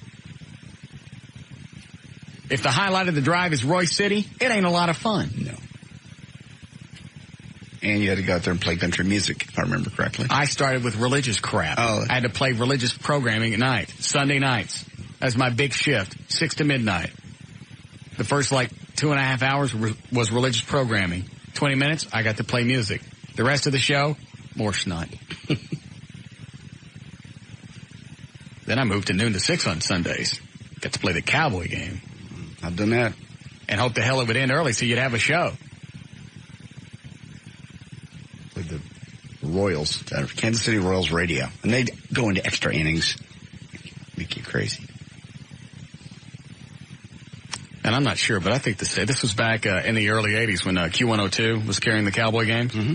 I don't even know if they were calling it Q102. Might have been FM 102. But they were carrying the Cowboy games. And I don't know that we were paying to carry it out there in Greenville. I don't know. Because all I know is we tuned in Q102 and we rebroadcast it. And he goes, make sure that when they go into breaks, you dump out and you run our spots and our legal IDs. Okay. So I'm leaning back in the chair one time. I'm playing I'm into the game. Yeah. And I totally ignore the break. Hey, Q102's running a contest for air guitar. I'm sitting there doing the air guitar thing. Hey, that's cool. I may go out to that. Hotline rings. King goes, hey, what's that on the air right now? I said, Q102's doing, oh, no. Jeez. That's pretty bad. Yeah, they should have been getting that down a network line. They shouldn't have been rebroadcast on another radio station. I'm just telling you what was going on. Wow. Yes, Angela? Yes. Hold on a second. Do we have another break before 7? Okay. I'm sorry. Go ahead, sweetie. Why is JD broke? I don't know. Doesn't he make like 6 figures? Do you make 6 figures? Uh-huh. Yes. Yes, he does. I'm not broke. Then how do you not have $3,200? I'm not broke. How come you don't? You know what? She's got a really good point. How come you ain't got $3,200? There's money I can't touch right now. There's like what money? Invested. I don't want to talk about this on the air. Why not? What money is it you can't touch? I want to know. What are you doing? Are you spending it? I'm not. Pull your pockets inside out. Because if they're full of reefer cigarettes, you're in trouble. Are you smoking reefer cigarettes? Pull your pockets inside out. Let me see what's in your pockets. I'm not. Look. Let me see them. That's all. No. Here's what I've got in my pockets. Do the other one. That is my key. I mean it. If there's a clump of reefer cigarettes, you're in trouble. Do your back pockets. They don't come out. Pull your pockets out. Jeans. What's in them? Nothing. If ain't nothing in them, how come you can't pull them out? That's jeans. I think you've touched on something, Angela. He's blowing his money on I'm not blowing my money on blowing your money on reefer cigarettes. No, I'm not. Are you smoking them? No. I also pay, $10,000 a year in child support you don't pay. Well, I don't have to pay because I don't have any kids. My point. A lot of my money goes there. You're right, Angela. We're on to something. I bought a boat this year. Yeah. What are you doing with a boat if you can't afford it? I thought I could. I just found out about the tax deal. What do you mean you just found out? You didn't know that you were going to pay taxes? I didn't know that it was going to be that much. No, I thought... You don't keep like a running check of what your tax is going to be for the year? No. You can do that. How do you do that? I don't know. I don't do stuff like that. Okay. But you can. Okay, I didn't. I thought it was clear. Do you not get a check every 2 weeks? Yeah. Shows you the taxes you've already paid? Yeah. You can keep a running tab on what you're going to end up figure it up till you get the tax table. Yes, you can. How? I don't know how to do it. I don't do that. I'm not Jewish. Well, all I did is on my W-4, I put down 2. With 2 allowances or whatever. Right. And that should have put 0. I've changed it since then to 0. Maybe you should give up the reefer cigarettes. I'm not doing reefer cigarettes. How come you pull out the back of your pockets? I have no credit debt. I have 2 credit cards that both are 0. Mm-hmm. Well, you're in debt now. I'm not. For $3,200 to me. Yes. It's the first debt I've had forever. You wait till, what day are you paying me back? In June. You wait till you're late. You think you got crap from creditors? You wait till you're late paying me back money. I knew this was going to happen. Take your check. I want you to have it. I don't want you to worry about it. But you wait till you're late. You're going to need Benjamin Dover. You're going to need every book he wrote get creditors out of your ass. I'm going to send big, hairy, scary black people to your house to get my money. I will have you paid off early and with interest. I've never borrowed money from anybody in my family or a friend ever in my life. It makes me very nervous to be doing this. I want you to have it. But you be 1 day late. You miss 1 day of paying me my money. Right. They're going to come through and pull you out through your dryer vent.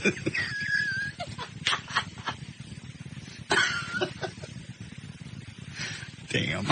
Take the money back. Nope. I'd rather pay the IRS. Mm-mm. I want you to have it. No. I want to pay the IRS. Mm-mm.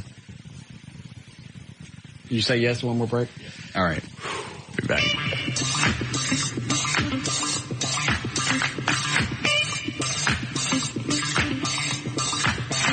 We'll be back with the Russ Martin Show. Russ Martin Show.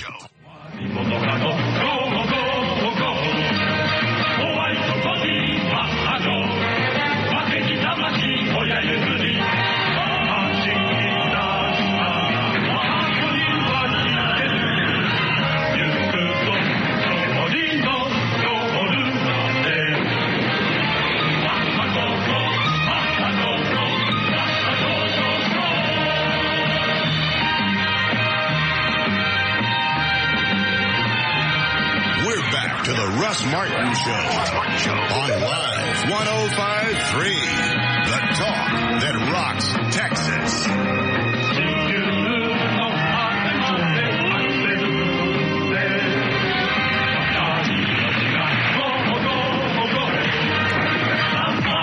I was here with with the guys at Andy over at the transmission shop did the Mach 5? No. Put a different shift kit in it. So now when you stomp on it goes into second gear. Right. It twists sideways a little bit. It's second. Yeah. You have to turn the anti-traction thing off on the car. How fun. You've really hot-rodded that one up. Yeah.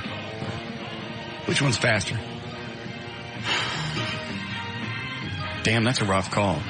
I don't know. I was thinking about selling the Mach 5. Why? Wait till the movie comes out. You'll make cash. Well, I could put it up on the internet. Cruise International is the internet auction company. Okay. They could do it, and I could set a reserve, so if I don't get what I want. You could try it. I just thought about it. Oh, you're buying the other Batmobile, so. Yeah, that's coming. I got to make room. You have to have room. Yeah. Will 2 Batmobiles fit in there? That Mach 5 is much smaller. Yeah. I think it will, because the car's 20 feet long, 7.5 feet wide. It'll just barely fit on the other side of the garage, because that third door is 8 feet, and the garage is 25 feet deep. Okay. So you get 6 inches on each side to get it in. That's pretty tight. It's really tight. How are you going to get out? I have to have help. Yeah. Now I know why they had a turntable inside the Batcave. That car is a pain in the ass to back out. Didn't Adam West actually say that the Batmobile was a tank to drive? Yeah. I also read someplace that they couldn't take it over 30, 35 miles an hour. I don't know why. And that one had a problem with overheating. Mm-hmm. You got the new radiator? Yeah, that should be done tomorrow. That'd be interesting to take both cars out and see which one's faster. Yeah. The Mach 5 is going to be quicker off the line because it's fuel injected, the 93 Vet. But the Batmobile might catch up to it because just the horsepower. Yeah. Oh, I felt it when it kicks in. I love the sound of a 460. Yeah. You smell gas in the cockpit. Yes.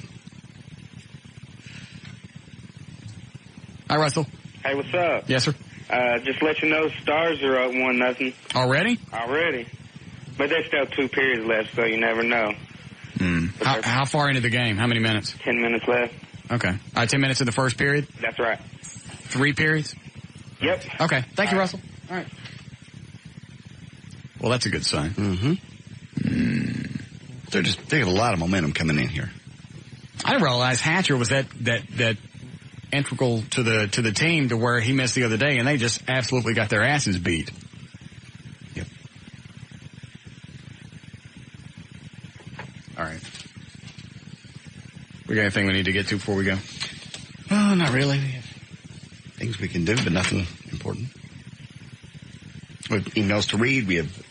Well, the energy is just so exciting. I certainly didn't want to just end it right here too early. Sorry. What emails do you have? Oh, let's see here. It's already begun. What did we talk about yesterday? I don't know. You sponsoring little teams? Oh, the Little League? Mm-hmm. You know, I went back and I thought about that. That probably wouldn't be that bad of an idea. Why? To give them the $800 because you know that somebody is going to get pissed off with that Little League team if they've got my show logo on there, and they're going to go back and try and get it off after I've already given them money for the uniforms. It's true. I'm some fat woman. Yeah. That's almost worth the $800 just to piss off a fat, was it soccer or Little League? It was baseball. Yeah. That was baseball. I don't want that on my kid's shirt. Yeah. That's almost worth the cash just to piss them off. All right, what do you got? Hey, Russ, looking for sponsorship for a youth soccer team. Any ideas where I might find the dollars? And he gives the name of the team. I don't know if you want to do that. In Mesquite, some parents can't afford the extras, tournaments, end-of-year parties, etc. Thanks. No. Tim. No. You had the kid. You pay for it. That's the other thing. If you got all these parents, why can't each parent take care of what the kid needs to play? Plus soccer. The hell you need for soccer? Shorts, shoes, and some kind of tank top. They got all their uniforms. They got to match. Pads. Tournaments cost money to get into. Charge. Tough. Travel. Go ahead. I have something. Hey, somebody just called and said the Stars up 2-0. Ooh. Oh, Trey got the bets in. Yep. I have something I think you might really be cool to do if you're interested. I know you say that. Is this for the foundation? In no way, yes. Is it? Well, no, this is actually for the troops. Oh, this one is. Go ahead. ask for stuff, and you do so much for the police and fire department fund, but this is kind of different. I'm willing to go halves with you to make some shirts, ones that say "Time's Up, bitch," and send them to Iraq troops. I think that might let them know people over here do support them 100%. It's too late. They're getting ready to come home. Okay. Next one. Russ, I'll make this quick because I know you're a busy dude. Yes. A friend of mine was a security guard until recently when the war caused him to lose his job. I know you have money set aside for law enforcement folks that need help. Well, I think you'll agree he falls into this category. Absolutely. His name is Brian something or other. Yes. His number is 817, blah, blah, blah. He could use some cash just until he gets another security job. Security job. Thanks, dude. Is that real? That's real. Let me see it.